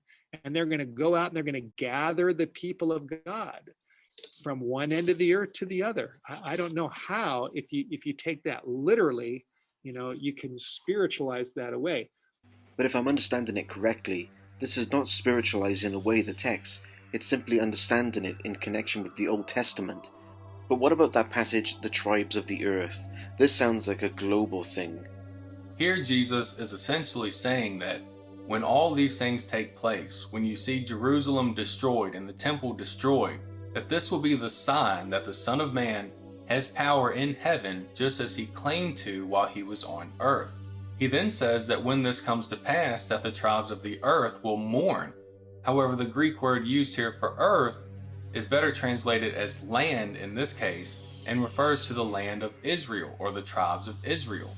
He's saying that the tribes of Israel will mourn because of the destruction that's come upon their holy city and their temple. But how do we deal with the next passage? And he would send out his angels with a loud trumpet call, and they will gather his elect from the four winds, from one end of heaven to the other. So first of all, the Greek word used here for angels is angelos, and depending on the context in which it's used, can refer to angelic beings or simply human messengers. And in this case, the better translation for the word is actually messengers. So what Jesus is saying here is that when the Old Covenant age comes to an end and the Messianic age begins, as it did when the temple was destroyed in AD 70, that he's going to send out his messengers to gather his elect. Now these messengers are simply preachers and teachers and evangelists, and the elect are those who are going to be saved. So all he's saying is that when these events take place, the worldwide proclamation of the gospel is going to begin. So this has nothing to do with the end of the world or a secret rapture event, but rather the initiation of the worldwide spread of Christianity. This could be what Luke is referring to when he says, "But when these things begin to happen, look up and lift your heads, because your redemption is near." This is in connection to the fact that the new covenant was beginning, and Christianity begins to spread around the known world. But why is it that so many people are not aware of this interpretation? Could it have something to do with how our understanding of apocalyptic literature has changed over the years? You have this rise of apocalyptic discourse and consciousness roughly around the Maccabean period, perhaps a little bit before, so a couple of centuries prior to the Common Era, and then intensively and certainly in the first century and maybe into the second century. I interviewed scholar and author Wes Howard Brook, and he explained to me that apocalyptic literature arose at a time when oppressive empires were persecuting the people of God, and they use it as a way of comforting their people. These texts arose when seers recognized through their experience that the system that the Israelites, the people of God, were under, not always Israelites, Judahites, depending on the context, were under, that claimed divine authority was this big lie. But we have to understand that apocalyptic is the language of oppressed people, and it's the imagination of oppressed people. So when the empire is clamping down, apocalyptic rises, because it's a way of trying to survive and navigate that oppression. That was the hope presented to people who found it intolerable to be living under an oppressive regime that would claim divine authority, but to their view was obviously not living in a way that their understanding of God want. But they weren't going to be able to persuade anybody of that. But this genre also had a prophetic element to it as well. And if you read those, you realise that this way of writing uses futuristic language to describe an alternative way of viewing the present. So again, so to reveal this other reality didn't mean to escape into it. It meant to allow that to shed the clarifying light on what's happening here. Because apocalyptic usually is a reflection of political, social, economic, epical events, and you certainly have that in the rise and consolidation of the Roman Empire, and then the beginning of the unraveling of the Roman Empire. I want to say it's a trivial thing to say, but it needs to be said. Empires have a 100% failure rate, but we keep trying to replicate it.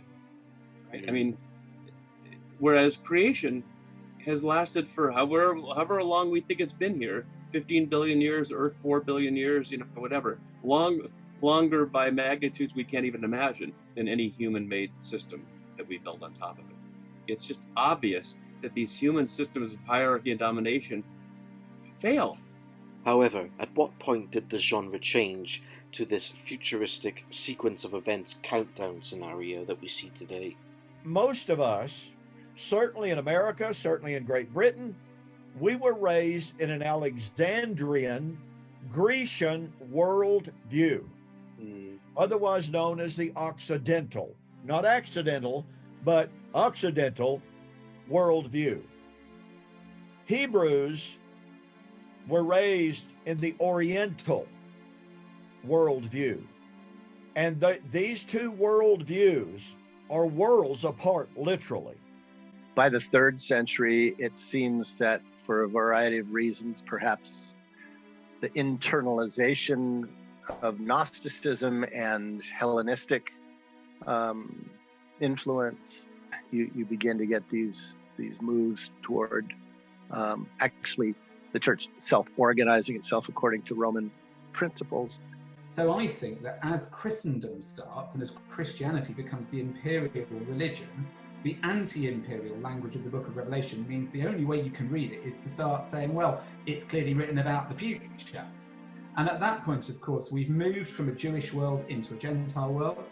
So people are not so familiar with Jewish apocalypses, and they don't know that this is one of those texts. So the easiest thing in the world is to read it as a prediction of the future, and that gets you out of the hole that you've got if you're the empire and Christianity seeking an alliance. Once Christianity became united with the Roman Empire, the understanding of apocalyptic literature began to diminish, and this would carry on all the way up to the Reformers. I think there was a great wisdom to the Reformers who said, I don't get it. I'm not fully sure what this is about. Calvin says, hands off. Luther said, not sure. Under provocation, he eventually said, well, I think that Mr. 666 is the Pope. But this was after he had been excommunicated in this, that, and the other. And Wesley was very reticent to use that as a basis for his revival. And, whether you want to trace it back to the Scofield Reference Bible and Darby and that kind of business in the 19th century, that's where the millennial dispensationalist stuff comes from. And there are a number of scholars who've written that in detail. And thus, when the dispensationalists, for instance, when they approach Matthew 24, 29 to 31, and the sun being dark and the moon being turned to blood, etc., they're thinking in strictly non-Hebraic manner. And when, for instance, some Reformed scholars do the same identical thing, they take that language literally, and in doing so, they completely ignore the prophetic background. This history allows us to see the evolution of the genre leading to the dispensational view we see today. It seems that end-of-the-world ideas were not the original intention.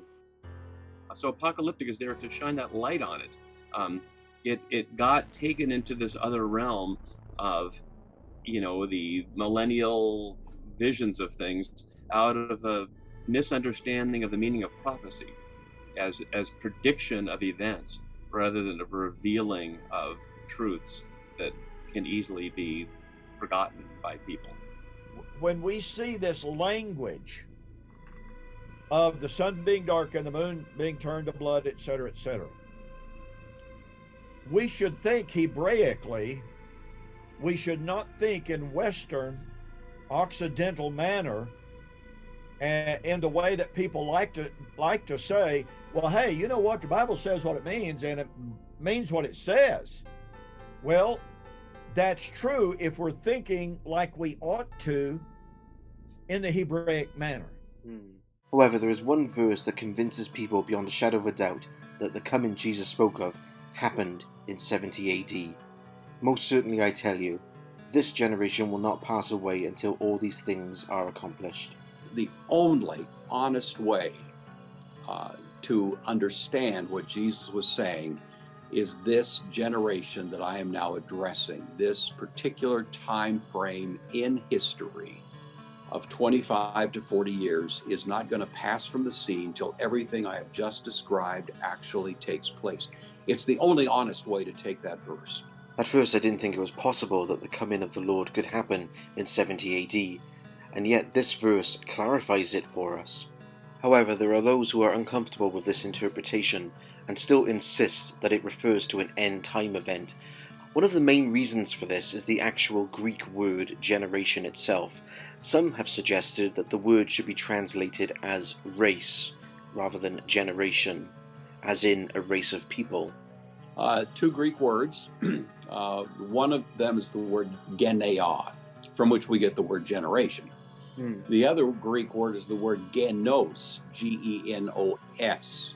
One is a feminine noun, one is a masculine noun. They are related. They have the same root, the gen root, but they're used in quite different ways. Genos is a word that means a race, a kind, a species. It's used in the New Testament, and it always means that.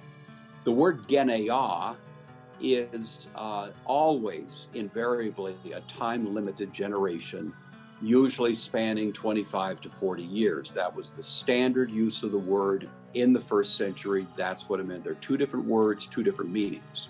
Of course, the translation of the word race from geneia is an attempt to place the Olivet Discourse into the future by saying this race of people will go through these events at that time. But the one problem with that is that Jesus uses the phrase this generation in other New Testament passages. Why should the one in the Olivet Discourse be any different from the rest? When Jesus talks about this generation, not only this generation will not pass away, but he'll use that phrase, this generation, on multiple occasions.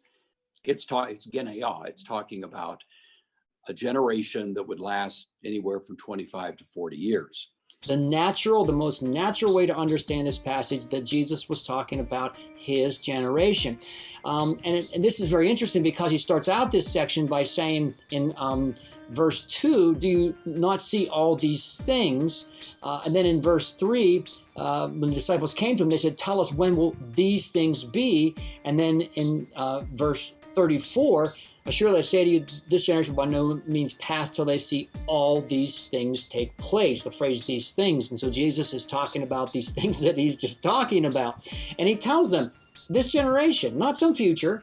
And people who want to take a futurist view have a huge problem with that. And I've read all kinds of attempts to avoid, and I would say every one of them involves an exercise in pure dishonesty. You know, it's just, it can't mean anything except what it actually says. However, this interpretation does trouble some people, because even though Jesus may have came in 70 AD, the question is there still going to be a future second coming? And so we enter into the realm of Preterism. Partial Preterism believes that the vast majority of the New Testament texts were fulfilled in the first century, but yet there is still a future element to them. Whereas full Preterism believes that everything happened in the first century and that there is no future implications. That would include a second coming of Christ. This is where many Christians divide over these matters, because if one takes a full preteristic approach, That would mean that the Bible would have nothing to say about the modern world in which we live in, or any futuristic predictions. Take heed that no man deceive you. So he said, don't be deceived. And I'm convinced that people who say it all happened in 70 AD, they're not right. However, the Gospels seem to indicate that all these events happened in the 1st century, so is there a way to get round this? I had always assumed that this verse was talking about the second coming of Christ. Or is this section also talking about the coming of the Son of Man in 70 AD? Bruce sees most of these fulfillments happening by 70 AD, but he does take the double fulfillment interpretation when it comes to this section. Did Jesus not know the day in 70 AD, and can we still apply it to a future second coming? I think that's a great question. I think certainly we can certainly apply it. No man knows the day or the hour. I think I fully agree with that. When Jesus said it, however, I think in the precise setting, he was talking about the events that he was describing in the Olivet Discourse. I think Jesus was being perfectly truthful when he said, no man knows, not the angels, not the Son, only the Father. And it was a way of saying to the disciples and to the 1st century followers of Christ, you got to be on the lookout. This could happen anytime. But as a matter of fact, God in his mercy waited till the last possible moment. He waited until the tail end of that generation, as if to say, I'm going to give these people as much chance as possible to repent before finally the axe has to fall. And so the precise timing, it was 40 years. It could have been any time in that time frame, but as it turns out, it wasn't until really the tail end of it. But I don't think there's anything wrong with taking that phrase, no man knows the time or the hour, and applying it as well to the second coming. I don't think that was its primary meaning in the first instance, but it certainly is the case with many things in the Bible, applicable as a principle to all God's people at all times in history. But others don't see it as a double fulfillment. Others see it as a complete transition now to end time scenarios. Now that's interesting. He said, of that day. This is the first time in the Olivet Discourse that Jesus refers to a particular day, a particular point in time. The word day was found elsewhere in the Olivet Discourse, but it's always plural, days. For example, if you go back earlier in the Olivet Discourse, verse 19, for example, but woe to those who are pregnant and to those who are nursing babies in those days. Here, Jesus is not referring to a particular point in time, but by referring to those days, he's talking about a set period of time, a block of time. But he hadn't talked about a particular day yet, so what day is he talking about? I believe it's in verse 35. Heaven and earth will pass away, but my words will not. Now, Jesus has shifted the language. The topic has been shifted, and he's referring to something not 70 AD, but something else. But there are others who still believe we are dealing with a 70 AD fulfillment. And there was one question I needed to ask Don, which is, the siege lasted for 3 or 4 years, so why would Christ be talking about a single day if he came in judgment at that time? We know that the wars between Rome and Jerusalem were a good 3 or 4 years or so. What is there a certain day he is talking about, or can the day and the hour refer to the whole 3-year battle? Does that make sense? Yes, certainly it does. I think something that is extremely helpful for us to understand is that Jesus was using terminology that was taken directly out of Israel's feast days. The first 4 feasts were spring feasts. The last 3 feasts were the fall festivals, and you have Rosh Hashanah, which foreshadowed the judgment. We have Yom Kippur, which foreshadowed the coming of the Lord and the finalization of the atonement. And we have Sukkot, which foreshadowed the resurrection. That terminology, no man knows the day or the hour, is word for word taken from the language of Rosh Hashanah. And here's why. Rosh Hashanah was a new moon festival. Well, they could not begin the festival until witnesses, certified witnesses, had witnessed the new moon in the sky. Now, if it's foggy, if it's cloudy, the weather's bad, you don't see the new moon. But because of the uncertainty of being able to see the new moon, they called Rosh Hashanah, of that day and hour knows no man. But it was the day of judgment. Okay? Now, what is absolutely fascinating and significant is that the siege of Jerusalem began on a Passover. And it went through, it was a 5.5-month siege. It extended all the way through the fall festivals, including Rosh Hashanah. And to a first century Jewish audience who was intimately familiar with that language, Jesus was saying something different from the way you and I today, divorced from and isolated from that culture, we would think, well, Jesus was just simply telling them. They didn't know when it was going to be. In reality, Jesus was telling them it's going to be during the feast days, which is precisely what happened. So he wasn't designating a specific day. He was designating a specific time period. I do find it incredible that there seems to be an explanation for every angle looking at the 70 AD approach.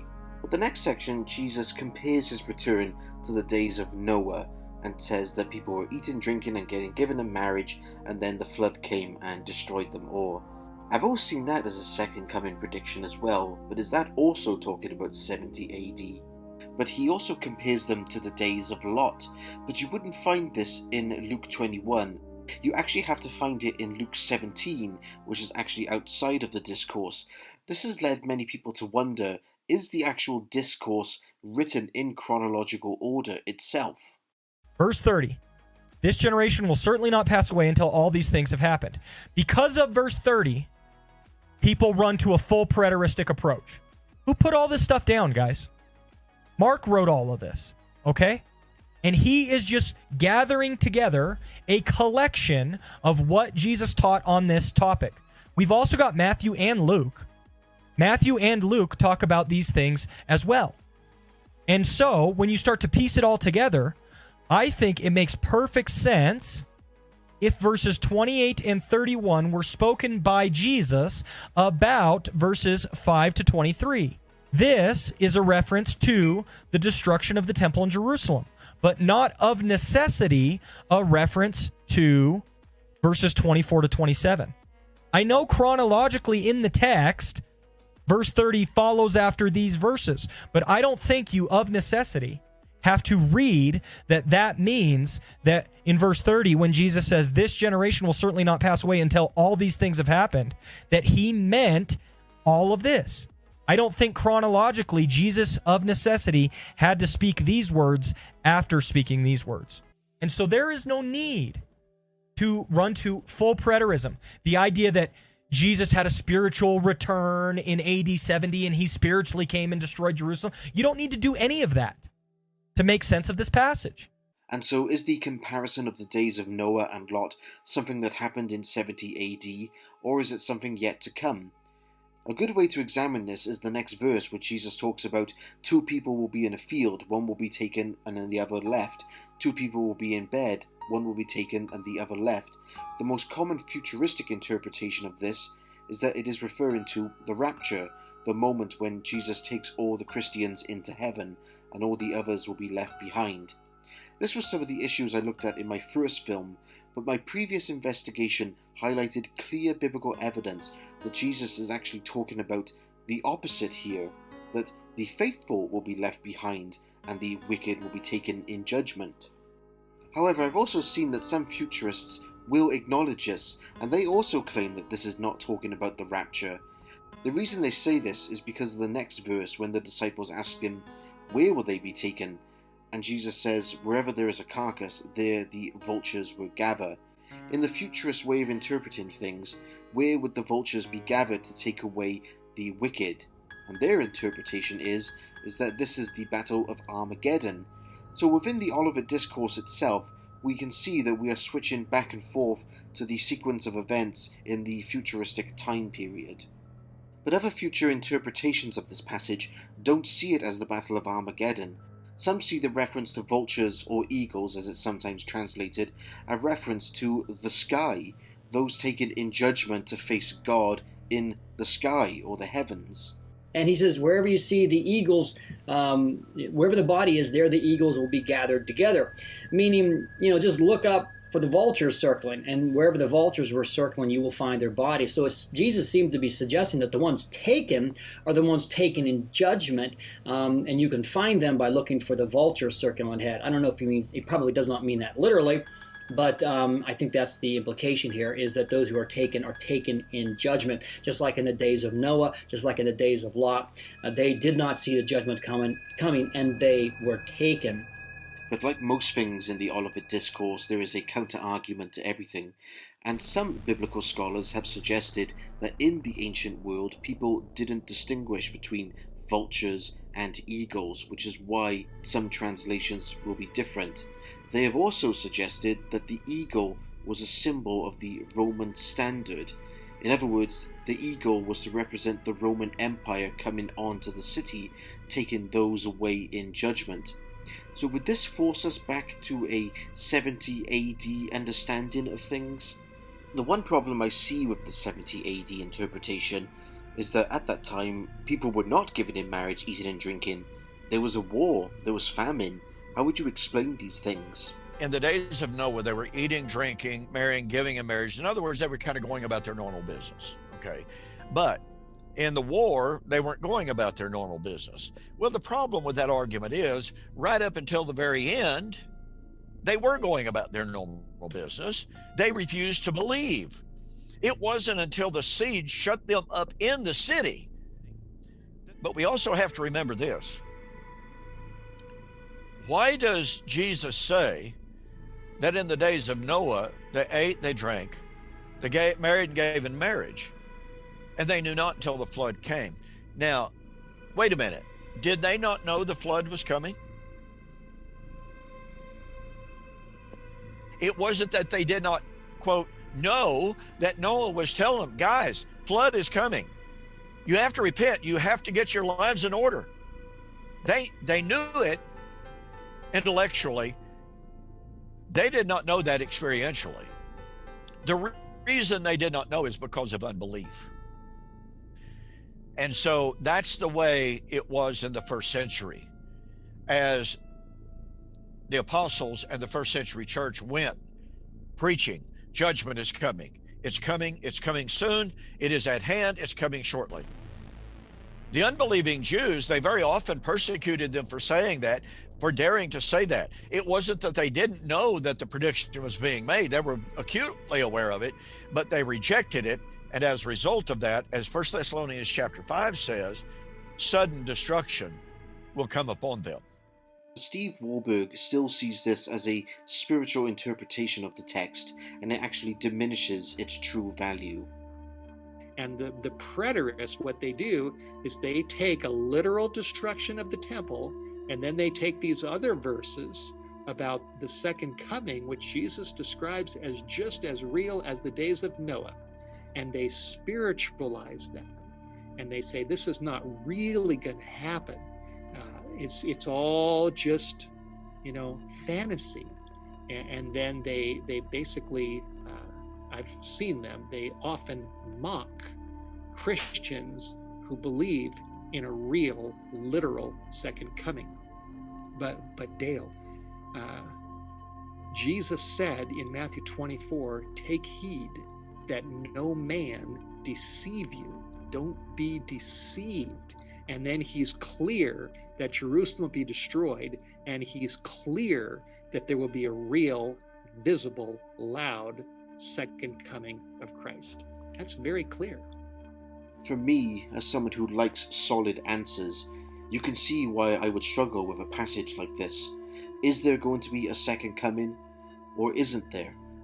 And not only the second coming, what if the Bible doesn't have anything to say about our modern world today? We're not just loading everything that happens in the book of Revelation into AD 70. Many see the book of Revelation as the one book that does speak into our future context that is yet to come. but others see all its judgments predicting the 70 AD siege, and there is good reason to believe this, because at the very beginning he says Jesus Christ is coming with the clouds and these things will happen soon. These are both references from the Olivet Discourse. And so if Revelation was written before 70 AD, the soon would make sense in this context, but there is one reason why scholars reject this. Most scholars recognize that John wrote the book of Revelation late. He wrote it around 96 AD. He was an old man. He was a prisoner on the island of Patmos. And in the very beginning of his book, Revelation chapter 1, he says, "Behold, he is coming with the clouds, and every eye will see him." Now that was years after the destruction of Jerusalem. Jerusalem was destroyed in 70 AD. John was on the island Patmos in 96 AD, and he still saw the second coming as future, and he saw it as a real event. What year do you personally think Revelation was written? Well, like most mainstream scholars, I'd say late 90s, late first century, probably around the reign of the Emperor Domitian. But if the book of Revelation is the same as the Olivet Discourse, that would mean we would have to place it earlier than 96 AD, but not everyone agrees with that dating. I tend to date Revelation relatively early. I know a lot of people date it to kind of about 95 under the Emperor Domitian. I actually think it's much earlier text than that. I put it at about 71. One of the really easy ways, to me, to figure this out is Revelation chapter 3. Writing to the church at Sardis, the Lord says, "I know your works, that you have somewhat lacking." But he said, "If you do not watch, I will come upon you as a thief." Now watch this. "And you will not know the hour." See, that's a direct reflection back on Matthew 24:36. But he's talking to a first century, first generation church. But even if the book of Revelation was written before the destruction of Jerusalem, is the entire book still about the past, or is it addressing things yet to come? Well, I think clearly Revelation 2 and 3, the letters to particular churches with particular problems, is dealing with the already.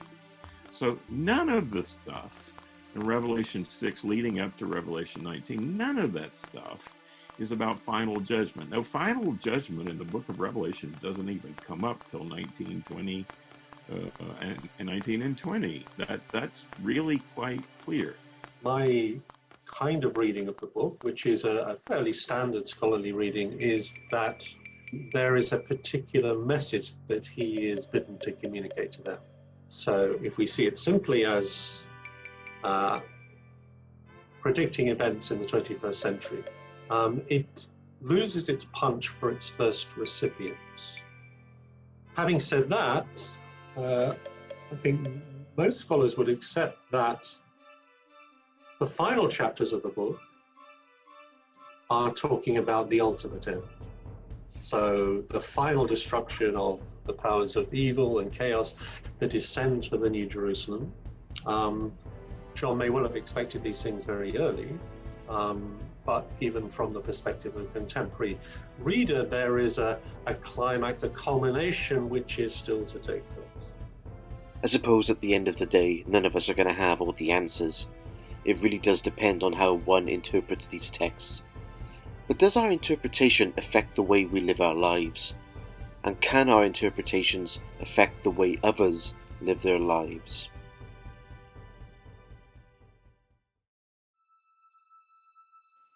The idea that there is no second coming of Christ has serious faith implications for many Christians. And so I asked some friends who I respect and trust their opinions on this matter. Do you believe that there is such a thing as the second coming? I certainly do believe there is such a thing as the second coming, because I believe that's what the Bible teaches. You read it on a number of occasions, the Lord will return. Would you say that's something you've always assumed was true, or have you seen it for yourself, investigated it? I haven't studied it to any great degree, but as I say, I've never heard anything else preached.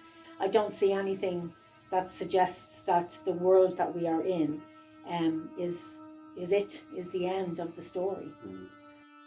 For as lightning that comes from the east is visible even in the west, so will be the coming of the Son of Man. And it's interesting he used that word visible. To my mind, those two verses alone assure me that there is going to be a visible second coming of the Son of Man. The only word in the New Testament that refers to anything like this is parousia, a word that means literally being alongside. Parousia was a Roman imperial term. Yeah, it meant that you out there in the provinces could trust that in the empire's security, because the empire would make an appearance. In Latin, it was adventus.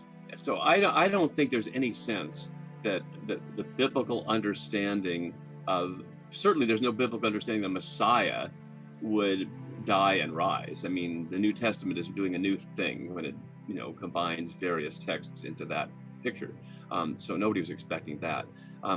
But there's certainly no sense that a resurrected person, as Jesus obviously testified to be consistently, would then leave Earth, as Acts suggests, the ascension story, like that doesn't have any precedent. So Luke is the one who would set up the possibility of that, but he doesn't say so. So where does that come from? Does it come from a misunderstanding of the Danielic image of coming in the clouds of heaven? Since I don't carry that view, I'm not going to be the one to try to explain why someone who holds it. Is there any futuristic prediction of a coming of Christ? Or is that I don't believe so. I don't believe so. They say certainly the Lord came in AD 70, but that was a type or a shadow of the real coming of the Lord that will take place at the end of the Christian age. Well, there are many, many problems with that. Number one, the Christian age, as we were discussing a few moments ago, the Bible affirms it has no end. The Bible affirms that, number one, the kingdom of Christ has no end. Number two, no force of evil or wickedness will ever overcome it. It may suppress it, it may persecute it, but it will never triumph over it. And that Christ will rule forever without end. Luke 1, 32 and 33, and other passages as well. One of the aspects of the 70 AD interpretation is that it wouldn't be Jesus himself literally coming back to earth. It would just be him coming in judgment. If it was the case that the second coming did happen in 70 AD, would that alter your understanding, or would that do something to your faith, or maybe change the way you see the world? I think it would make a big difference, because the second coming of the Lord is something to look forward to. We are looking forward to a time when all the trouble, all the pain, and everything from this world will be over. And that will happen when the Lord returns. If he was not going to return, then there'll be nothing like that to look after. This earth will just keep going as it is. All the miseries, all the bad things that happen will still continue. So looking forward to a time when that's no more. My belief is that when he comes back, all things will be made new, including me. It says it in Revelation 21 verse 5, he who sits on the throne says, I am making all things new. There are some things that were made new after the death and resurrection of Christ, the new covenant, the new access to the Father, but not all things have been made new yet, and that's what I'm waiting for. When I began to examine the scriptures, I realized that the scriptures are very, very clear that after the day of the Lord, life on earth continues, even life on earth with sin. Isaiah chapter 66, what does it teach us? After the day of the Lord, the survivors of the day of the Lord would go to all of the nations who had never heard the name of the word of the Lord and proclaim the gospel of the Lord to them. Oh, why would they do that? To bring them into the new creation. I have come to believe, Dale, that one of the greatest tragedies of modern eschatological thought is the idea that at the coming of the Lord, he was going to put a stop to everything bad, wipe it out. And yet here the picture in Revelation depicts sin after the end. But here's the key. Here's the key. That picture of the new creation and that picture of the new Jerusalem, it is inside the city, which we would express as in Christ. Okay. It is there that there is no sin, no sorrow, no tears, no death, no more curse. We have to see our life in Christ as the sanctuary. The theme I'm sensing here is that people base the second coming on this idea of how bad is the earth going to get before Christ comes back to fix it. That becomes the ethos that pervades millennialism, particularly in the Darbyist form, is one of rescue, that God's going to rescue us from our travails. Jesus is pretty clear in the Little Apocalypse and elsewhere throughout Scripture that this is about endurance, that we're going to have to figure out a way to endure these things and to keep watching through them. And not all of us are going to make it. The biblical message all the way through is that here it is, God says, it's a gift. Hope you enjoy it. And if it's messed up, it's up to us to clean it up. You know, God's not here to rescue us from our own mess here, in this magic sense of fixing it for us. Maybe the second coming is only going to come after this. Most of what we understand to be the world has in fact passed away. Or maybe the second coming is that world passing away. I don't know, Dale. I'm not. We have to decenter our civilized egoism enough to say nothing in Scripture tells us that God is bound to rescue our imperial civilization from the consequences of our own behavior. You know, that's what this is about here, is that not that the world will be destroyed, but that the evil that is interfering with the earth being lived in as God intended from Genesis 1 forward, as the abundant gift of life it is, you know, what's preventing that from happening is evil. All creation is groaning to be set free. It's not that humans are groaning to be set free from creation, like as if creation was the problem. What would your response be to Christians who say, well, it's up to us to make it a better place, rather than seeing it as Christ rescuing us or something like that? As much as we can do, we will never be able to make it perfect. It needs divine intervention to do that. It needs the coming of the Lord to do that. You know, Jesus has shown us the way, and we're supposed to walk on it. And if we walk on it, life will be beautiful. And if we don't, it won't. And we get to choose, right? Deuteronomy 30, right? I said before you life and death, choose life. As much as we will try to make the world a better place by acts of love and care and social justice and all of the things that we'll fight for, and all of the ways in which we'll serve the church and serve our communities, human beings are not capable of bringing that perfection back. Only God can do that. This business of fulfilling prophecy literally or allegorically, which way do we take the fulfillment of prophecy? And it's interesting that if you look at Old Testament prophecies about Jesus' first coming, every prophecy was fulfilled absolutely literally to the letter. So to my mind, we need to take prophecy literally. We may not understand how these things can be fulfilled, but we will understand when it happens. It will all fall into place, and we will see these prophecies about Jesus' second coming in the Old and New Testament, including Jesus' own words, will be fulfilled. I don't know what the second coming looks like. I really don't. And I don't believe that we can sequentialize, like some kind of computer code, what's going to happen that leads up to it. That is not the same as saying, I don't believe in a second coming. I believe in the second coming as one of the master metaphors of God's transfiguration of the world. In many ways, this reminds me of the better or worse scenario we talked about in the beginning. Many wait for the coming of Christ because they see the world getting worse and worse. But perhaps this is a message for us to make this world a better place and to do our part, regardless of Christ coming or not. That's the challenge for Christians, I think, since we have such a tendency to look at things only through the outward appearance. And over in the New Testament, 2 Corinthians chapter 10, do not judge according to external appearances. Well, most of us do, unfortunately. So we've got to reorient our way of thinking and bring it into a line with what we are, who we are, and where we are as Christians. The idea of the second coming is also connected with the idea of the clock ticking and that the world will come to an end one day. But if that wasn't the case and Christ isn't going to return and the world is just going to go on, I suppose we'd have to ask ourselves, at what point will it end? I can understand why some Christians would struggle with this. It removes the idea of looking forward to something. I think the Bible is totally unconcerned with the end of the earth.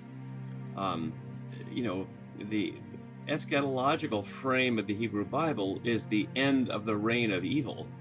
It simply develops the reality of the unending nature of the kingdom of God among men as a preaching, ministering, benevolent institution. Do you think this physical world will end one day? But I would look for when and how that happens to be answered more by science than I would by theology. After this journey, I think Simon's comment is beginning to make sense. If there is no second coming, then this world would end by its natural science, rather than God putting an end to it at some point in human history. Obviously, I don't know God's plan, but I am left with a conviction that I need to do my part to make this world a better place, whether there is a second coming or not. At the end of the day, I can understand why a lot of people may interpret the Olivet Discourse into the end time scenario. But I personally lean towards the 70 AD interpretation simply because of the things I have discovered while making this film. And I know some people may be relieved by that and some may be disappointed by that. But in terms of the second coming, I still maintain and believe that this will be a literal physical event sometime in the future. That Christ will come back again. And although I might not be able to prove that to you by a direct Bible verse, it's just a gut feeling that I cannot ignore.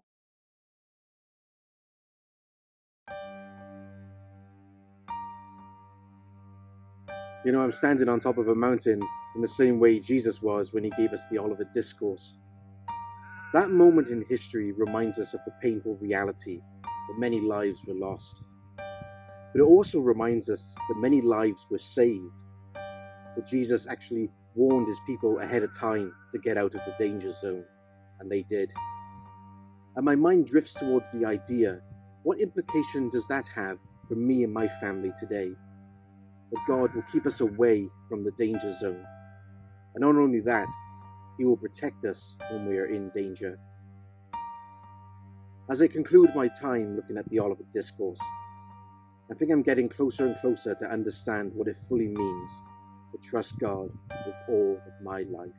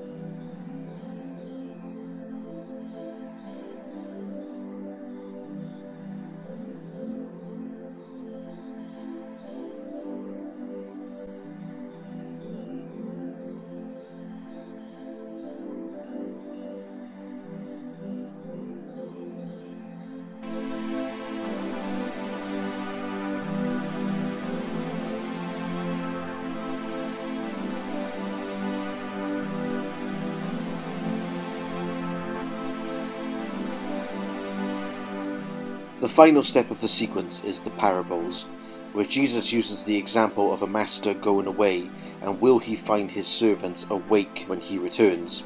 If they are asleep, they will be cast into the place where there is gnashing of teeth. Many see this as a reference to hell. But if these parables are also talking about 70 AD, it makes us ask the question, is there really such a place as hell? Or should we change our understanding of it? This is my next challenge.